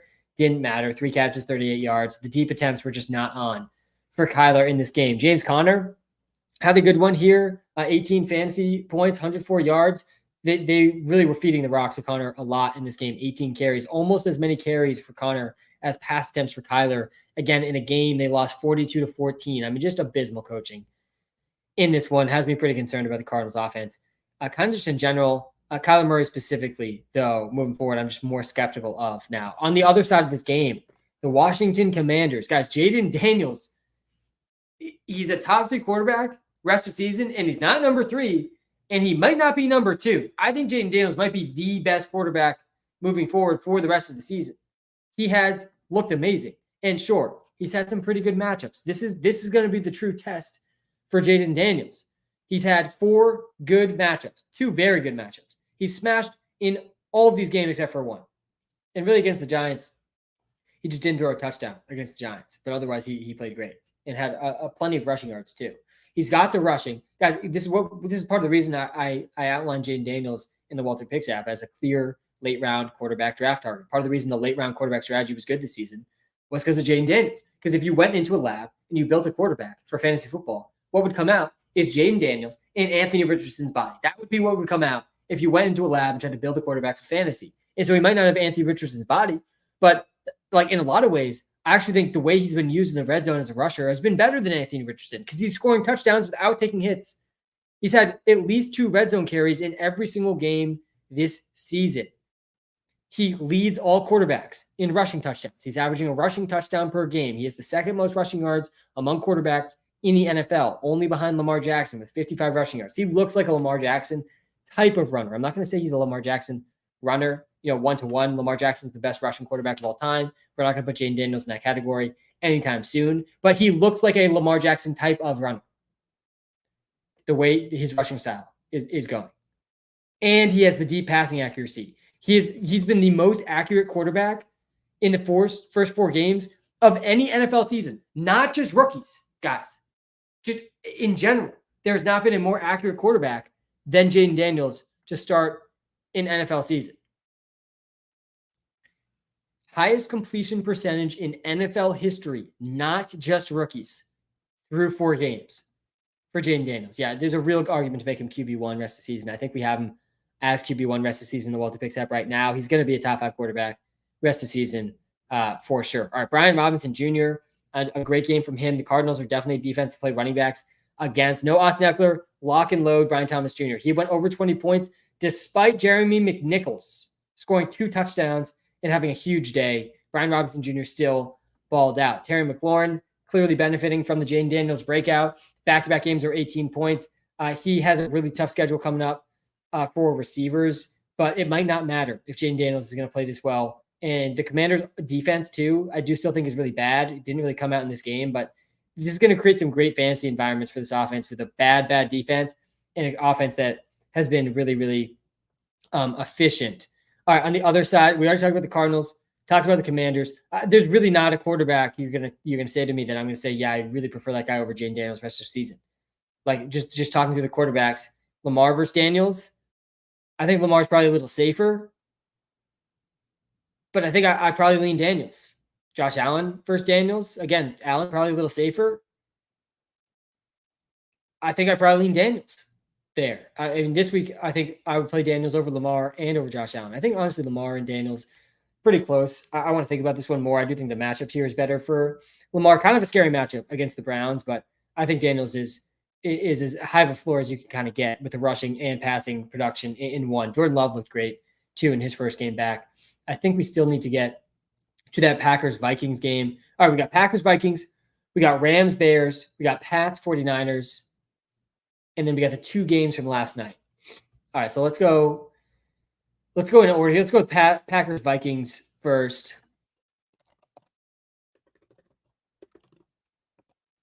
Jordan Love.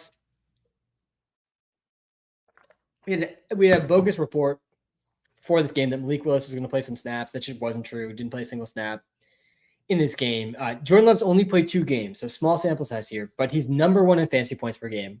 He's number 1 in total passing yards per game, and he's number 1 in pass attempts per game. He has a 6.8% touchdown rate, which is insane. He had 389 yards and 4 passing touchdowns. And look at this schedule for Jordan Love. Guys, if you're watching live on YouTube, again, if you're watching live on TikTok, come to the YouTube live. It is a better viewing experience. Guys, this is the best quarterback schedule over the next 5 weeks that you can find. He's a top 7 quarterback in every single one of these weeks. I am not going to be surprised when it's week 10 that the Packers are going into the bye and we're looking at Jordan Love's numbers and he's still number 1 in fantasy points per game and he's still number 1 in pass attempts per game and he's still number 1 in passing yards per game. It's not going to be surprising at all. Jordan Love is a strong quarterback for fantasy right now. And with Christian Watson picking up an injury in this game, Christian Watson injured his ankle in this game. We'll see how long he's going to be out. We're projecting him out a month right now just with his injury history. This is unrelated to his hamstring stuff. So I'm not sure if it's fair to just be that cautious with him. But any time that any of these receivers miss is massive for the other 3 receivers. Jayden Daniels, Romeo Doubs, Dontavian Wicks are all very good fantasy options now. These are the also outside of Xavier Legette, Romeo Doubs and Dontavian Wicks, the 2 best wide receivers to go try and add this waiver wire week is those 2 guys. Both have a really good ceiling with Christian Watson out. These are going to be near every down receivers now with Watson out, and they're going to get some of these valuable deep targets that Christian Watson was getting. There's not been a more efficient receiver, guys, in the NFL, though, this season than Jayden Reed. He leads the league by far in yards per route run. He's number 6 in fantasy points per game, 19.8 yards per reception. He's been, both games that Jordan Love has played, he's been a top 2 wide receiver in fantasy football. I don't think he's going to finish top 2, for the season, but man, he's looked great.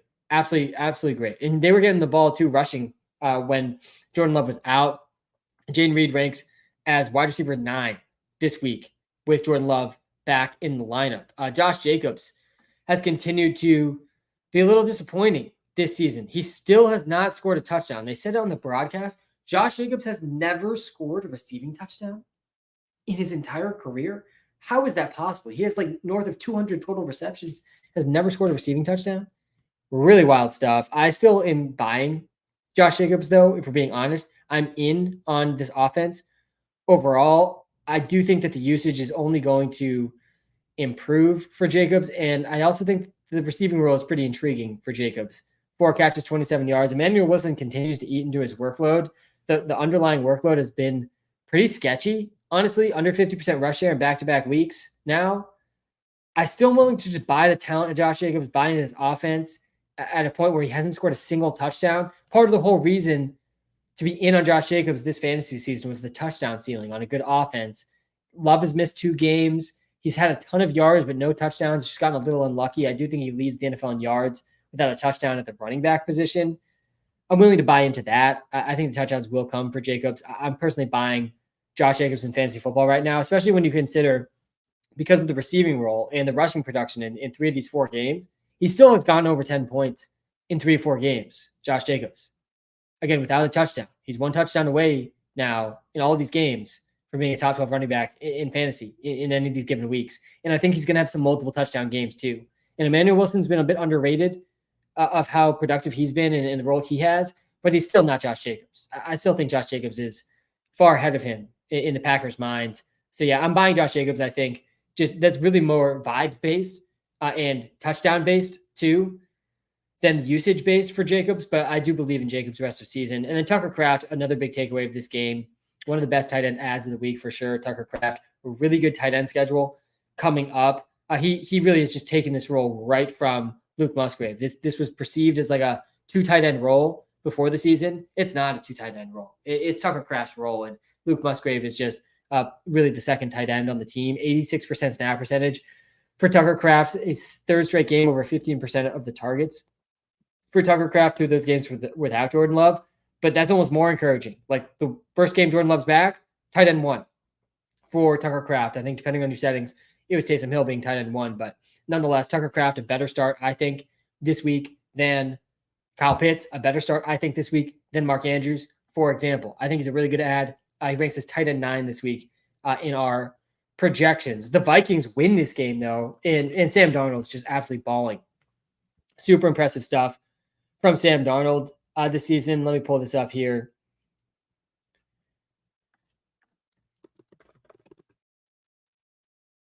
Yeah, he just continues to cook. Still the only QB. Sam Darnold is the only quarterback in the NFL with multiple passing touchdowns in every single game this season. He had 275 and 3 TDs in this one. He should be rostered in all leagues. Another sort of just W for the late round quarterback strategy.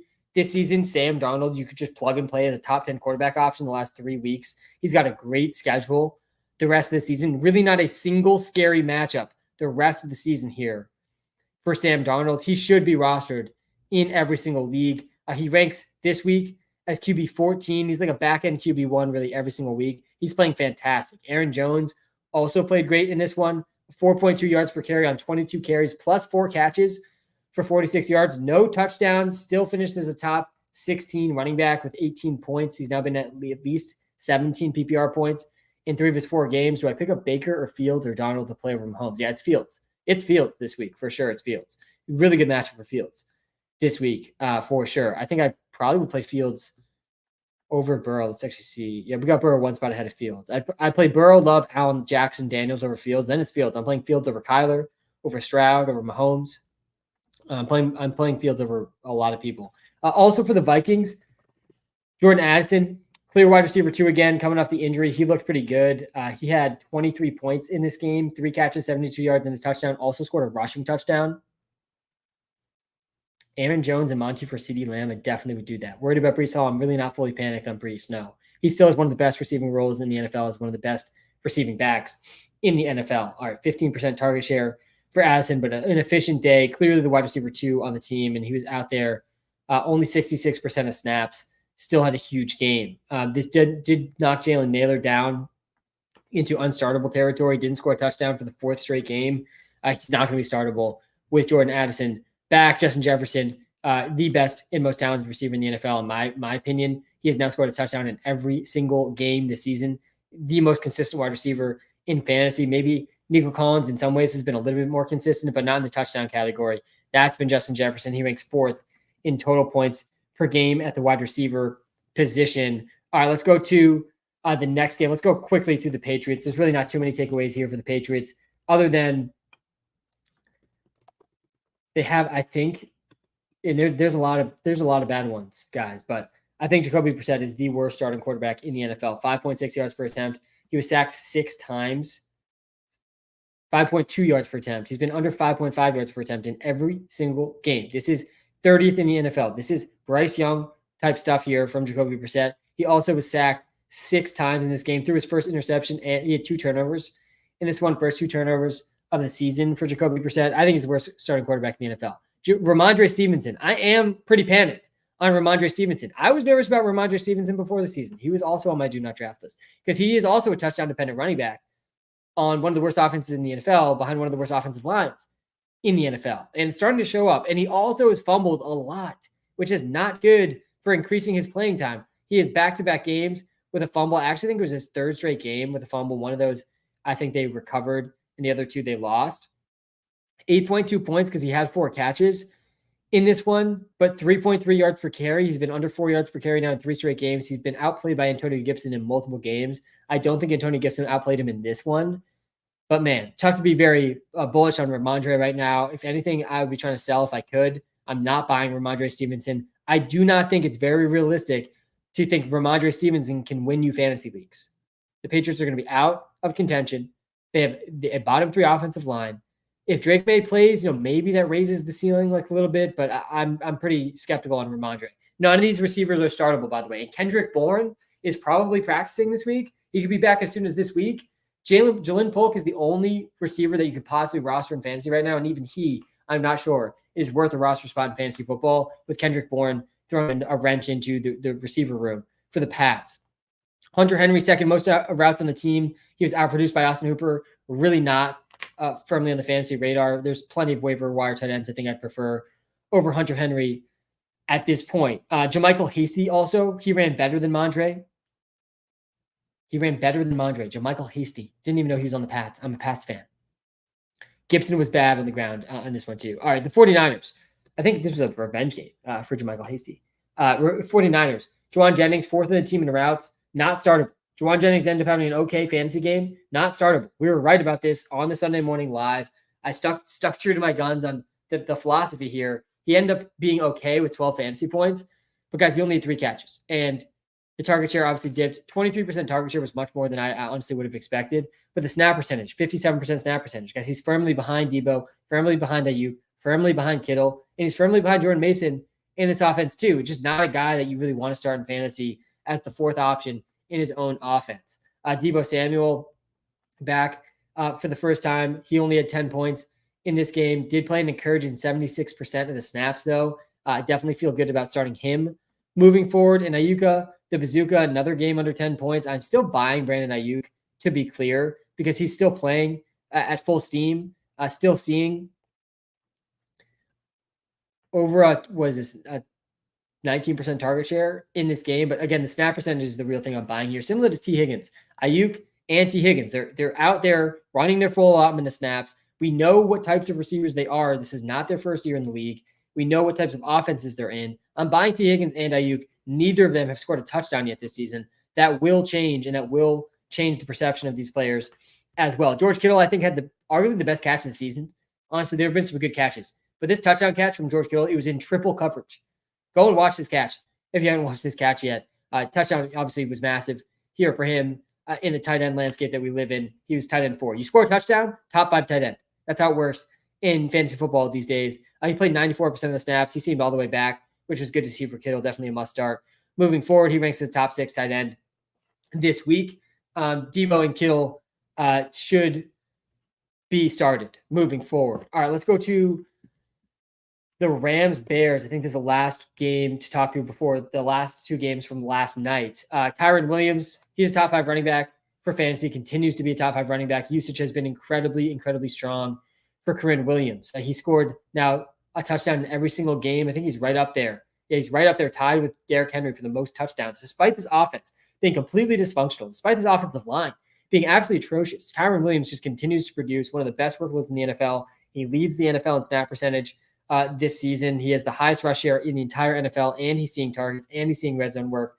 Kyren Williams is a smash pick this season. The Blake Corum hype was way overblown, and I definitely contributed to that. That was certainly an L for me, at least so far this season. Stafford continues to just not be super relevant for fantasy. Only 6 points in this one. Kind of an ugly game here against the Bears. Kind of a tough matchup too, but none of the receivers are playing. Stafford's well off the fantasy radar. Jordan Whittington ran the most routes. This does seem like a little bit of a inconsistent offensive situation with the receivers, where every given week we're seeing different receivers run the most routes, get the most targets. But I do think Jordan Whittington, based on this usage, 97% of the snaps, he also led the team, I believe, with 28% of the targets. He is worth an add, and I do think he's the most encouraging receiver out of this group. Tyler Johnson should not be on rosters. Demarcus Robinson is running wind sprints. He's droppable. Demarcus Robinson is droppable. And then Tutu had the most yards. He's worth a roster spot in deeper leagues. But honestly, this usage from Jordan Whittington, I think, makes him the most compelling stash and potentially start moving forward. On the Bears side of the ball, man, DeAndre Swift saving his job in this game. Let's go to the Bears here. They said Roschon was going to get a chance to show himself in this game, and Roschon did get more work. Khalil Herbert did not get a touch in this game. DeAndre Swift, 93 rushing yards and a rushing touchdown. Also had 7 catches for 72 yards. DeAndre Swift, and Justice Hill, the only two running backs with a target share over 30% so far this season. 32% target share for Swift. In this one, he's always been a good receiving back. We've already seen him be a good receiving back in this offense. The problem was he was abysmal running the ball, under three yards a carry in every game this season prior to this week at 5.8 yards per carry. That was definitely super encouraging to see. Good matchup for him. Obviously, he gets another good matchup this week, though, against the Panthers. He was running back 3 this week, almost 30 fantasy points. Definitely a solid start moving forward. I do think we're going to see more games, by the way, though, like week 1, 2, and 3. Like, I think after this Panthers game will be an interesting sell window. He's got a really good schedule up till week 11. He's got one of the hardest fantasy football schedules from weeks 12 to 16, which is when it matters most in the fantasy football playoffs. So, yeah, I will be looking to sell DeAndre Swift over the next month or month and a half. I'll probably be recommending him as a sell a lot, looking at this schedule, looking at what he did in the first 3 games, and really chalking up a lot of this efficiency to good matchups and a lot of targets here as well. Adunze, Keenan Allen, their prop lines. Clearly, the prop makers knew something here. Keenan Allen's prop line was in the 30s. Adunze's prop line was in the 30s. They both went under their prop lines in this game. Both went under 5 fantasy points. Adunze is like really just not startable when Keenan Allen plays. The target share has been terrible. He had 2 points in week 1 when Keenan played, and he had 2 points in week 4 when Keenan played. You can't start a guy that scored 2 points in that type of situation. Rough stuff. I mean, he's out there most of the snaps. It just seems like they're using him more as a blocker than a receiver when Keenan's playing. So Adunze, can't be dropped. It can't be started right now, which is like one of the worst spots to be for fantasy. And Keenan, kind of similar. Like, tough to start Keenan right now. He doesn't have a game over 7 points yet this season. He had 11 targets in week 1, did nothing with those 11 targets. All the catch rates for these guys are like below 50% this season. 50% catch rate for Keenan Allen. The catch rate for DJ Moore, a career low 65%. He's at 8.6 yards per reception at DJ Moore, career low. Rome Odunze was a number 6 overall pick, number 9 overall pick in the NFL draft, 44% catch rate. These guys are catching barely half their passes. I mean, really rough stuff. And a lot of that obviously has to do with Caleb Williams. Cole Kmet dropped down to earth in this game, 6.4 points, still at 3 catches, 34 yards. Good for a top 20 performance. But honestly, encouraging snap percentage again from Cole Kmet. Like, Cole Kmet can be started, should be rostered in fantasy leagues right now. Week 1 was not what ended up being the usage the next 3 weeks here. Cole Kmet's firmly ahead of Gerald Everett now. He's an every down player on a team that will at times throw a lot. He should probably be rostered in every fantasy league. By the way, I am kind of buying DJ Moore. He has only 1 touchdown this season that came this week. The usage has been really, really strong for DJ Moore, at least 6 targets in every game. And he's at career low efficiency right now. I do think Caleb Williams is likely to get better as the season goes on, and therefore DJ Moore efficiency probably going to get better as the season goes on. All right, that's that Bears-Rams game. Nothing like a matchup versus the Rams to get right here. All right, let's see. I think there's maybe one more game. We talked about the Pats game. All right, let's get to the last 2 games from last night. All right, so this Dolphins-Titans game, we're going to run through this one kind of quickly. So Titans are on the bye now. Will Levis gets hurt in this game, and Mason Rudolph comes in. Raise your hand if you knew Mason Rudolph was the backup quarterback for the Tennessee Titans. I was pretty proud of myself for knowing that before they said who the backup was in that game. I don't think many people knew where Mason Rudolph was these days. But yeah, that was part of the reason that there was no Levis, being benched questions prior to this game, because who are you going to bench him for? That's always a question. This is also part of the thing, guys, that I do think gets glossed over in a lot of decisions just in general. Like when people are talking about, you should let go of this NFL head coach. Well, sure, maybe he hasn't done well. Who are you going to go hire? That's a huge part of the decision to let someone go. When you're dropping someone in fantasy, Mark Andrews, Kyle Pitts. Okay, yeah, sure. I'm with you. Maybe in the last spots you should drop Mark Andrews, Kyle Pitts. Who are you going to go get, though? Do they have the same ceiling as those guys? Like, there's 2 sides to these decisions. Same thing with Will Levis this season. With the first 3 games, maybe you got to bench this guy that's been an absolute turnover machine. He's got, how many turnovers did he have? He has 3, 5. He had 8 turnovers in the first 3 weeks. So, yeah, maybe bench Will Levis. Well, no. Who are you going to bench him for? Mason Rudolph? I mean, Mason Rudolph is bad, guys. He didn't look great, in this game. It does sound like Will Levis is still going to be the starter. That's going to be the case all season. I honestly, like even more so than Bryce Young heading into the season, part of the reason I like Levis late in those best ball drafts is like he was just locked and loaded as the number 1 quarterback for this team just so clearly, unless he got hurt. We saw that play out, last night. They were able to win against a bad Dolphins team. Ridley is just a boom bust, like wide receiver 4 at this point. I do still think I'm buying low on Calvin Ridley. Looking at this rest of season schedule, though, you should be able to get Calvin Ridley really easily in fantasy right now, probably for a price where you don't even need to start Calvin Ridley. That's the ideal spot, I think, to be able to get Calvin Ridley for some bench pieces. Maybe some, like, if you could trade a couple upside bench pieces for Calvin Ridley, I do think he's capable of winning fantasy leagues. We've seen the ceiling already this season. He had 25 points. We saw the air yards in the first 2 weeks. He had over 150 air yards in the first 2 weeks. I know Hopkins wasn't really playing in those games, but there's still a real ceiling here for Calvin Ridley. I'm willing to buy into it. I won't be shocked at all when he ends up having some more spike weeks down the stretch. It's a little tough to guess when those are going to come, but he's extremely cheap right now. He's even going to get dropped in some leagues. DeAndre Hopkins, he is only playing 32% of the snaps in this game. They were had a big lead in this one. He looked like their best receiver again, though, this week. After the bye, we'll be curious to see if Hopkins gets closer to that 100% snap percentage range. He has not been close to that. Tony Pollard and Tajay Spears both played well in this game, especially Pollard. He's been really good, guys, in fantasy, very consistent. 88 rushing yards and a touchdown in this one. Top 15 running back for the second time this season. 19 fantasy points. He's been really strong. And then Tajay Spears, really this whole offense has run through both these guys, two of the best players in this offense. It was his best fantasy game of the season. I did score a rushing touchdown, a really, really good rushing touchdown in this one. Only 2 targets, but over a 10% target share in 3 or 4 games now. He's clearly second fiddle to Tony Pollard, but still really, really high ceiling if anything happens to Pollard. Tajay Spears is definitely one of these guys that has standalone value and massive league winning upside if anything happens to Tony Pollard and he misses time. On the other side of this game, the Miami Dolphins looked awful in this game for the second straight week.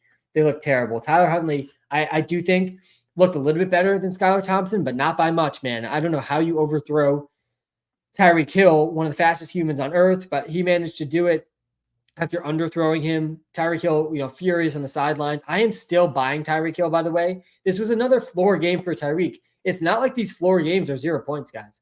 Like the floor games for Tyreek Hill is still 8 points, 7 points. I know that's not a ton, obviously, for Tyreek Hill, but guys, I think Tua is going to come back. This is the thing why I'm buying Tyreek Hill. I think a good same argument to buy Jalen Waddle and to buy Devon Achane, who looks pretty bad in this game as well, is if Tua comes back, like all of these guys can win leagues, all of them. I mean, Tyreek Hill could be the number 1 receiver in the NFL in fantasy football if Tua comes back. And it seemed like, based on the initial reaction to the Tua injury, a lot of people, should he retire? Should he not? I certainly didn't think Tua was going to be back in just a month. When that injury happened, I was at that game. It was bad. It was a bad hit. I saw it live. But it seems like it's trending towards Tua coming back in week 9 or week 8. And if that happens, I mean, yes, you want to be buying these guys. Again, fantasy football playoffs is all that matters. Right now, we have with Tyreek projected as a top 8 wide receiver in the 3 fantasy football playoff weeks because we think Tua is going to be playing. So obviously, I'm making a little bit of a gamble, assuming Tua is going to play. That's not a guarantee. But by all reports, it does sound kind of likely he's going to play in the next month. So yeah, I'm buying all these Dolphins players because I think there's a clear reason why these guys are playing terrible. And it's because they have absolutely no quarterback play at all. Mostert was a surprise inactive in this one. I do think he's active next week, though. Honestly, I'm not sure how big of a role Mostert's going to have this season, honestly, guys. He was bad before the injury. He played 44% of snaps in week 1 before getting hurt. He was at 1.5 yards per carry against the Jaguars in that game. I'm very curious. Obviously, small samples there, so we'll see. He was good last season, but I'm curious to see if Mostert's going to have a real role or not. I'm right now leaning on the side of not. I don't think he's going to have a real role in impact on Achane. Okay, let's actually pull up Achane really quick. I know he played poorly in this game. I got him in way too many fantasy leagues. 15 rushing yards in this one, 3 catches, 14 yards. He did play 73% of the snaps, though. Really inefficient day. This was like the most inefficient game of his career, 1.5 yards per carry. He's only at 3.1 yards per carry this season. Guys, last season, Devon Achane was at 7.4 yards per carry. Over twice as efficient last season. I mean, crazy stuff. Again, I'm buying Achane on the feeling and sense that Tua is going to be back in the next month. All right, on to the last game, probably the best game of the week, honestly, the Seahawks versus Lions game. Geno Smith continues to ball. Man, Geno Smith is balling. Geno Smith, 23 fantasy points. He's been a top 10 quarterback in 3 of his 4 games. He had 395 and a touchdown in this game, plus 38 rushing yards, almost had more too in this one. 56 pass attempts. I believe that's number one of any quarterback in any game so far this NFL season. 56 pass attempts. Love to see that for the Seahawks here. Like this feels like a real offense this season in real offensive play calling. When they fell behind, they attacked the weakness of this Lions team. And Kenneth Walker looked great too in his first game back as well. He finished as running back 2 this week, over 33 fantasy points. He had 80 rushing yards, 3 rushing touchdowns, plus 4 catches for 36 yards. He had 63% of the carries, 59% of the snaps, back in the top 10 running back territory. He looked great. He looked fully healthy as well. Glad they gave him the time he needed to get right. A DK Metcalf looking like a top 15 receiver this season. He has 3 straight games over 15 points. Almost scored a touchdown this one to have another massive 20-point fantasy game. He's now gone over 100 yards in 3 straight games. He's balling, guys. There's only 3 receivers with more yards per game than DK Metcalf this season. Jackson Smith and Jigba had more of a floor game for him. 8 catches, only 51 yards. Played 84% of the snaps, though. Target share is 22%. He is a really back-end wide receiver, too, with upside. Lockett still very involved, which is sort of limiting the ceiling a little bit for JSN. He had 5 catches, 61. He also almost scored a touchdown in this game. I think he had the last target of the game in this one, 71% of snaps. He's more of a back-end wide receiver 3, Lockett a back-end, or sorry, I think JSN's more of a back-end wide receiver 2, Lockett more of a back-end wide receiver 3. That is how we have projected here in week 5. But all of these receivers, if they're going to have games like this, are going to be startable. Zach Charbonnet back to the running back 2 role, still at 10 points, still at 5 catches for 39 yards this one. He's the first running back over 10 receiving yards against the Lions this season. His prop line was at 10 yards this past Monday night.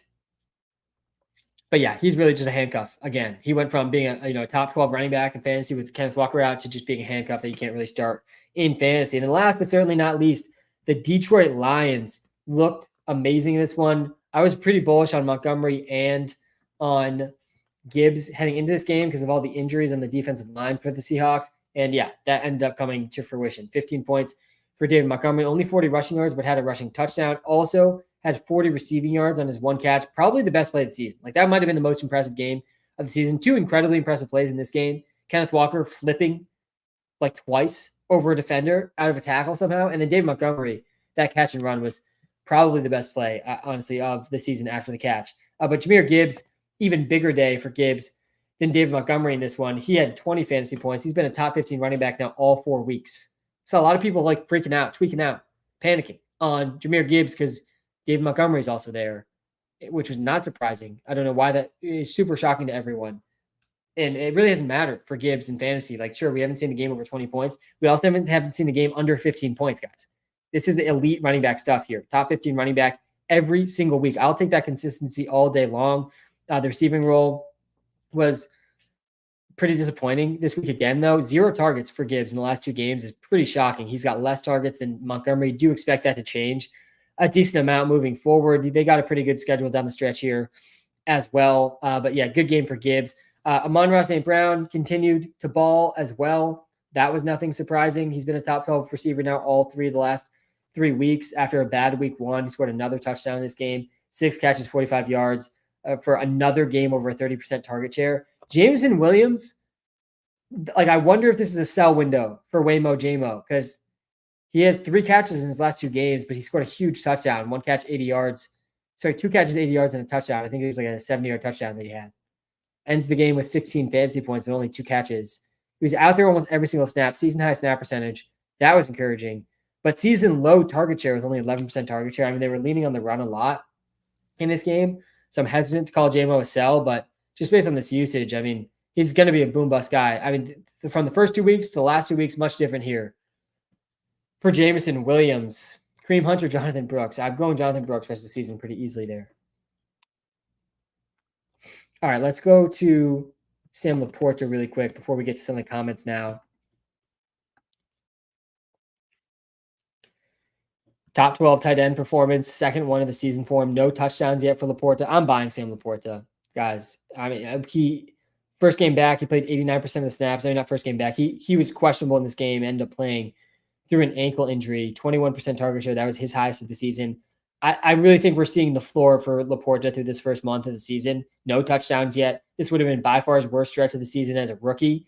And we do often see tight ends take a leap in year 2. I think after the bye, Laporta is going to be a top 5 fantasy tight end. I'm buying Sam Laporta, especially on teams where I can eat the bye this week and tough it out through the bye week. The usage has been good, guys. He's 9th in snaps. He's run the 5th most routes among tight ends. This season, the target share really hasn't been there, but we saw the target share be there last year as a rookie tight end. They still desperately need some pass catchers to step up in this offense after Amon-Ra St. Brown, Jahmyr Gibbs, Waymo Jamo. Like Sam Laporta might be the second best receiver on this team. We've seen a willingness to, when they get behind, for the Lions to throw the ball a ton. See, I'm buying Sam Laporta. All right. I think that was every single game, every single relevant player that we just broke down. That was a lot. We just went through a lot. And this was the last week without bye weeks. So next week hopefully won't be quite as much. All right, let's get to some of the comments here before we wrap up. Also, guys, if you're in the YouTube comments and you have a sleeper league that you want some advice in, drop your sleeper username in your comment. And I'm going to try something new here where I pull up your league actually on the screen. I sync your league to the WalterPicks app, and we look at it together, and I get all the nuanced context of your league. So if you have a sleeper league question, especially a trade question, in the YouTube live, include your sleeper username. All right, should I panic on Breece Hall? No, don't panic on Breece Hall, guys. I'm buying Brandon Ayuk or holding Brandon Ayuk if I have Brandon Ayuk. Can you go over Brooks? I have yeah. So Brooks was the number 1 running back drafted in this draft class. The Panthers, Chuba Hubbard's been a top 10 running back back-to-back weeks. Massive usage. I think generally how I'm thinking about Jonathan Brooks is I'm thinking about, I'll go to this one here, Jordan, in a second. I'm thinking about the fantasy football playoffs. Like, I'm not expecting Jonathan Brooks to be good in fantasy football, like in my starting lineup until the playoffs. That's basically the way I'm thinking about it. And I do think that's how you should think about it. And as long as you think about it through that lens, I think it's going to work out pretty well. All right, let me sync this sleeper league here. And let's look at this. All right, we're going to sync this league. Let's check this out. Should I trade Garrett Wilson? Now, let's go to the trade analyzer here. The bippity boppity league here. And we'll pull this up. All right, so yeah, so I'm not trading Garrett Wilson. I mean, Garrett Wilson's still clearly the best receiver on your team. I'm buying Garrett Wilson. I'm not trading Garrett Wilson. Let's look at a trade here. One of the receivers that I do think is worth trading for. Let's go find Brandon Ayuk in this league. See if I can find him, and we'll compare these guys a little bit. I do still think buying Chris Olave makes sense too. Here's Brandon Ayuk. So wow, Brandon Ayuk got a little actually more trade value than Garrett Wilson rest of the season. I think that makes sense. The only scary part about Garrett Wilson, honestly, is Devontae Adams and him potentially coming to the Jets. That's definitely a little scary. Worthy or Addison for flex? Yeah, I think I prefer Worthy over Addison, I think, rest of season, but it's probably pretty close, honestly. I think Worthy over Addison makes sense, though. But yeah, honestly, like on your team here, I'm not trading Garrett Wilson. And you just have to, I don't know what your record is, but you're going to have to tough out this schedule. You just got to get through this piece of this. Again, assuming Devontae Adams has to get traded to the Jets, which I'm just not willing to bank on for fantasy decisions right now. It's absolutely possible, but I'm not willing to bank on it. Like, you just got to get through week 8 with Garrett Wilson. And this should be a good week for Garrett Wilson against the Vikings. This is a pass funnel Vikings defense. Garrett Wilson's usage has still been really strong. And you got a great schedule down the stretch. So yeah, that's my thoughts here. Appreciate you adding the sleeper username here. It's useful to be able to sync leagues to help give some specific advice. What's up, Sam? Sorry I'm late. I got you. Hope all is well. Hope all is well with you. My Titans won their first game, and I won mine in fantasy. Love to hear that, man. OG here. How are we doing, Colton? Sleeper username. Trade Deontay and B-Rob for Mixon Acres. I have good depth. Yeah, let's check this out here from Colton. All right, let's sync this league here. If you're watching live on TikTok, guys, come to the YouTube live. I'm telling you, come to the YouTube live. The link's in the TikTok bio. Is a better viewing experience. You're going to hear all the same analysis, but I can share my screen. Like, people are sharing their sleeper usernames on the live stream. I'm pulling up their team on the live stream, sharing screen to it, and we are looking through that in this context. I'm assuming this is not the Dynasty League here. Let's check this out. The Gridiron. You said Deontay. Yeah, you do have a lot of depth here. And B-Rob. His team is stacked. How many teams are in this league? Let's see. 2, 4, 6, 8, 10-team league. Still pretty stacked team for 10-team league. All right, and then for Mixon and Akers, let's find the Mixon Akers team here. For Mixon, I think this probably makes sense. Oh, man. You're losing 20 points. You're gaining some running back points. You're giving up Deontay and B-Rob. Oh, man, that's a pretty tough sell. I mean, Mixon's the best player in the trade, so it makes some sense. Deontay's a top 12 receiver in PPR. This is PPR, right? Yeah, it's PPR. With Andy Dalton. I mean, look, how are you trading this down? Maybe there's a different receiver you can trade away here. You have Justin Jefferson. Man, Amari and DJ Moore have been pretty rough. I mean, I'm not buying. I guess you get Akers as the handcuff here. I almost wonder if you could. Maybe he's panicked on Devontae Adams, and you could actually just do something like this. Like something like this. These are the types of trades I like to try to make. Like this clearly helps your team. Plus 36 points. Not really great for him necessarily, but you can send him this screenshot of all this trade value he's getting. Like something like that. Like if you get Nico in this trade and you can package and convert some of these like kind of all boom bust receivers you have with Moore and Amari Cooper, I'd be okay selling Deontay in this example. I wonder even if you just take Deontay Hassan out of this for a second, take Nico out. I wonder if there's a chance to get one of these tight ends. I guess you have Jake Ferguson too, though. I think this is better. Yeah, this is like a little bit better, I think. Maybe just one of these guys. Which guy would I even prefer? Which guy has more trade value? DJ Moore slightly. I'm not even sure I agree with that. I think these trades are a little bit better here than Deontay one. It's not a horrible time to sell Deontay. I think it's a fine move to make overall. I do like Brian Robinson a lot. Obviously, Eckler being out has helped him. I do think Mixon's better rest of the season, though, pretty clearly, just based on week 1 in the offense that he's in. He was the number 2 running back into week 1. He ranks top 5 this week, coming back already. I think that he might move down the ranks a little bit as we look deeper and have a little bit of skepticism of that role being the same. But yeah, I think there's a fine trade. Don't love it. I don't love selling Deontay over some of these other receivers, though. But yeah, you do have a lot of depth, and you got Jonathan Brooks on the men too. This team is definitely has got a lot of potential to win. All right, let's get to some more of the comments. What are your thoughts on Swift? Yeah, I'm trying to sell Swift. I'm trying to sell Swift. We looked at the schedule here for Swift, and it's another good matchup for him this week, so you don't necessarily need to sell him now. But in general, I'm trying to sell DeAndre Swift in the next month or two because he has one of the best schedules in the next 6 games. He's got like 4 very good matchups. Panthers, Commanders, Cardinals, and Packers, all good matchups for running backs. And the Jags and Pats, the 2 other games in the next 6 for Swift, are also pretty good matchups for running backs. And then he gets the Vikings, bottom 10 matchup, Lions, bottom 10 matchup, 49ers, bottom 10 matchup, Vikings again, bottom 10 matchup, Lions again, bottom 10 matchup. 2 of those games are in the fantasy playoffs. See, I'm selling Swift when I can. I think he's going to be pretty good over the next 6 games. He's got a buy in there too. But I'm going to sell, especially if my teams are looking like they're going to be in the fantasy football playoffs. Do I trade Garrett for Reed? Yeah, I think I would do that, Colton. I would trade Garrett for Reed. Yeah. Waiver ads. Go to the WalterPicks app. Let's scroll through them really quick here because there's a list here in the WalterPicks app, guys, for free. What's up with Brees? Brees is going to be fine, guys. Everyone's panicking on Brees.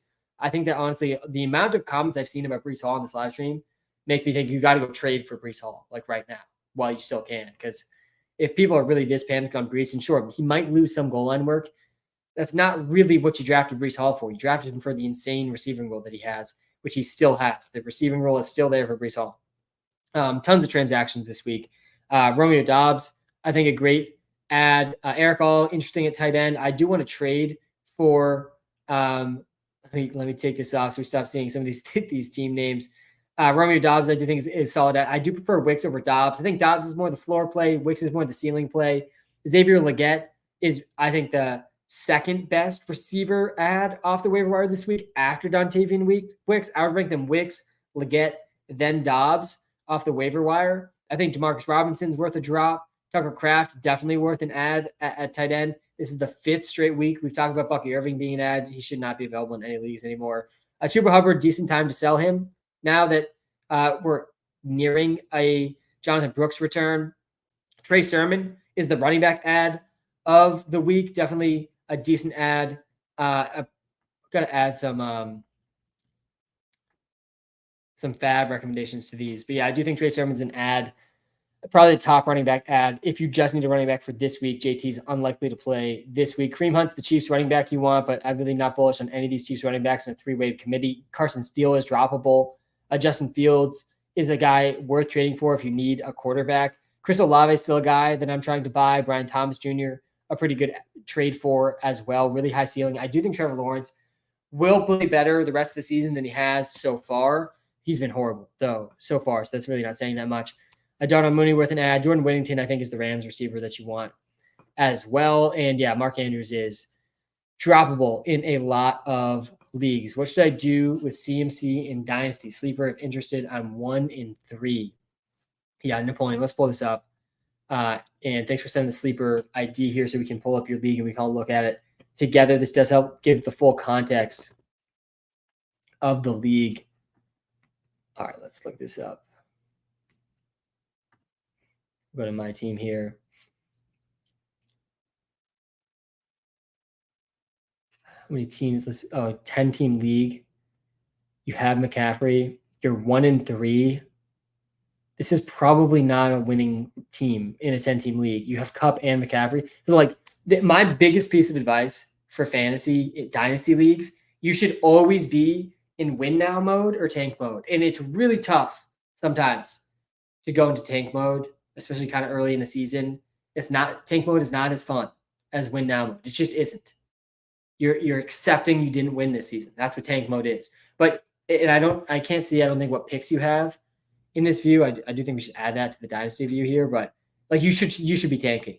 This is a 10-team dynasty league. There's probably some absolutely stacked teams in this league. Like if we go to the trade analyzer here, this team definitely has a better chance to win. I don't know what these people's records are. But yeah, I mean, you have Jayden Daniels. You have some good pieces here. I think you should just tank for next season, though, like already. You have Justin Jefferson and Jayden Daniels. You have 2 running backs that really aren't super exciting. You got Jonathan Brooks. Like you have a good team to build around. I think I would just try to sell McCaffrey and Kupp to someone that's contending. Try to get some first-round picks if you can with these 2 guys. I personally think this is a tank mode team. There's nothing wrong about that. The sooner you decide, you don't want to decide tank. Like even just looking at this, look at this team insights here. Your quarterback ranks well, but overall your team's projected 7th out of 10 this week. Your trade value is 6th out of 10. This isn't dynasty trade value, I don't think. It's a little bit misleading there, but yeah, I don't think this is a win now team. I would be tanking. I would just accept the tank and go into tank mode. Tank mode is very beneficial for people that realize they're in tank mode. Like there's a huge advantage, especially depending on how your picks work. If you own your own pick too, the most important thing when tanking is having your own pick. Mixon or ETN going forward, yeah, Mixon. It's Mixon for sure. No, I'm not trading Bijan. I'm not trading HN. If anything, I'm buying.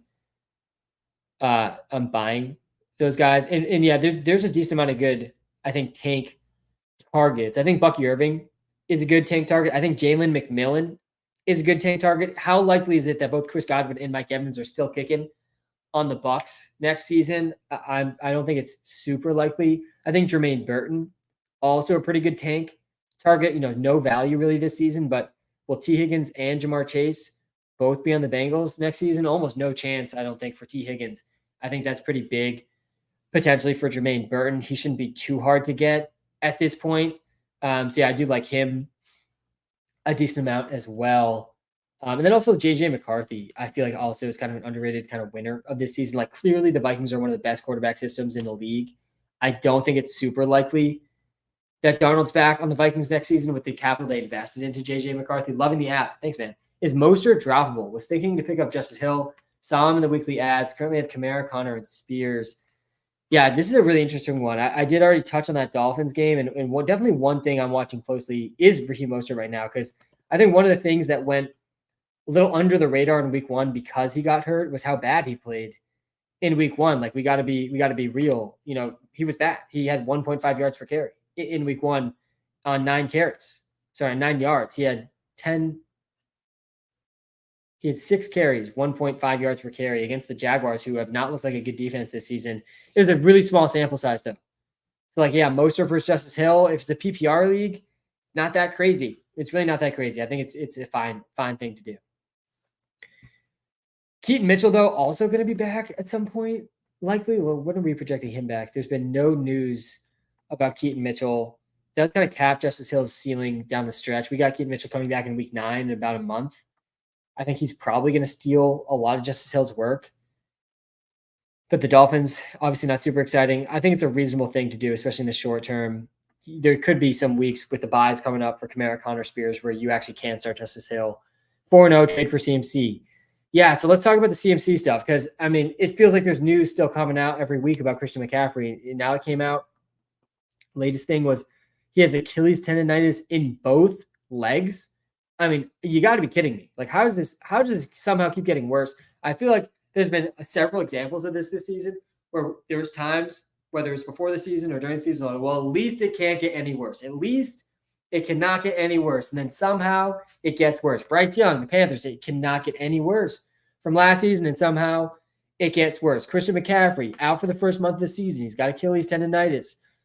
Somehow it gets worse. He's got it in both legs now. How is this not reported before, by the way? And I've been saying really from the beginning here, with my mentality, that, yeah, I think you should be trading for Christian McCaffrey if you're 4-0. I think there's a strong move to make. I still do kind of think we see Christian McCaffrey back this season. Right now we have him projected back in week 12. I don't really care when he comes back, as long as he's back and he's fully playing in the fantasy football playoffs, then it's going to be a good trade, assuming you make it to the fantasy football playoffs. Right now we have him projected as a top 2 running back in all 3 fantasy football playoff weeks. He's matchup proof.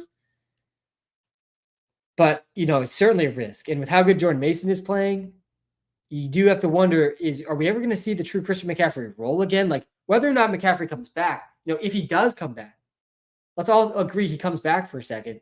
Is he in that same McCaffrey role? Like, I don't think that's a given at this point, especially with this report that it's both legs. I don't know. I'm a little less bullish on buying CMC. I think there's other injured players, honestly, that make more sense to go trade for. Guys like AJ Brown, who's going to be back much sooner. Guys that don't have this, like, when they come back, are they really even going to be in their same role type of guys? I think those are more compelling trades. There's plenty of injured guys that you can go capitalize on when you're 4-0. AJ Brown, certainly one of them, for sure. Heading into the bye week too for AJ Brown, I think he's a really good buy if you're 4-0. But yeah, Christian McCaffrey, honestly, I'm kind of in wait and see mode at this point. I'm not aggressively going to try to get Christian McCaffrey right now. All right, let's go to this user here, and then we'll wrap up the live here momentarily. Cup for Tay. No, I think I'd prefer Cup. I'm not buying Devontae Adams right now, guys. I mean, maybe he'll end up in the Chiefs, and you could have benefited from that, but he also could go to the Jets and be even worse for fantasy. I just lost Rashee Rice. Who should I target for trades? Yes, we talked about a bunch of trade targets on this live. I like Ayuk. I like Olave. I like T. Higgins as buys in fantasy. I also think Tyreek Hill is still a pretty good buy, though that's more of a long-term buy. Some of these are short-term buys versus long-term buys, for sure. All right, let's sync this league here, and then we will get to this trade question.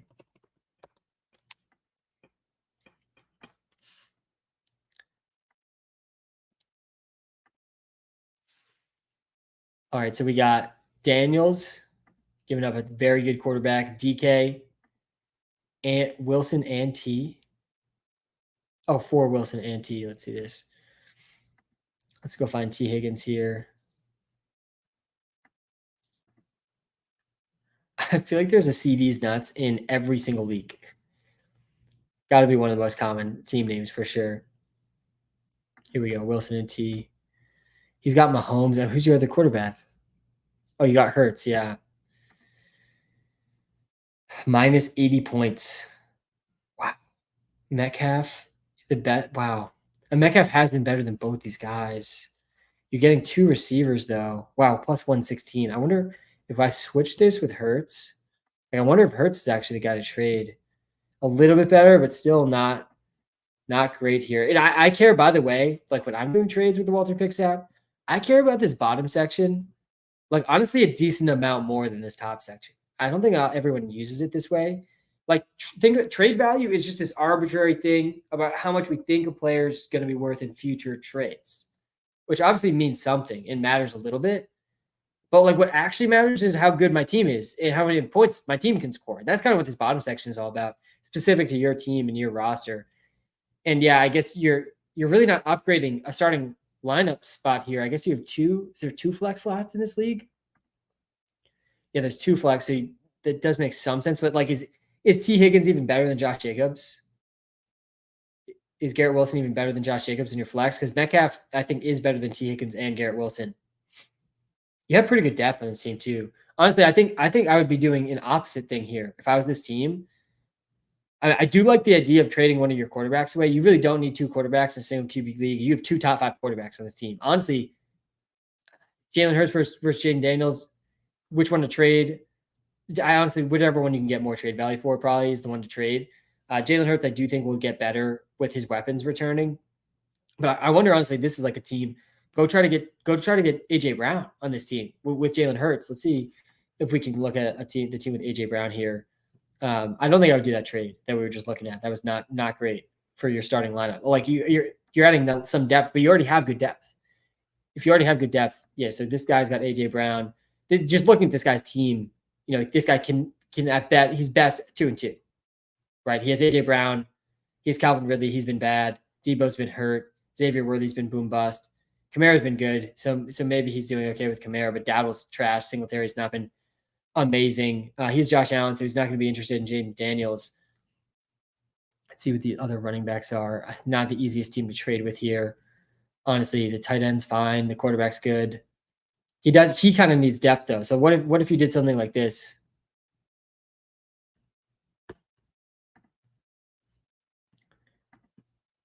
Maybe if you kept, I don't think he's going to do this one.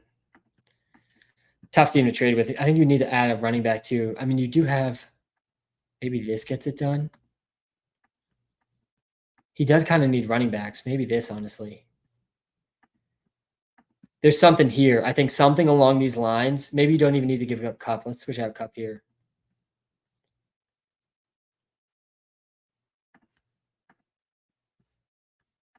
This is a pretty fair trade.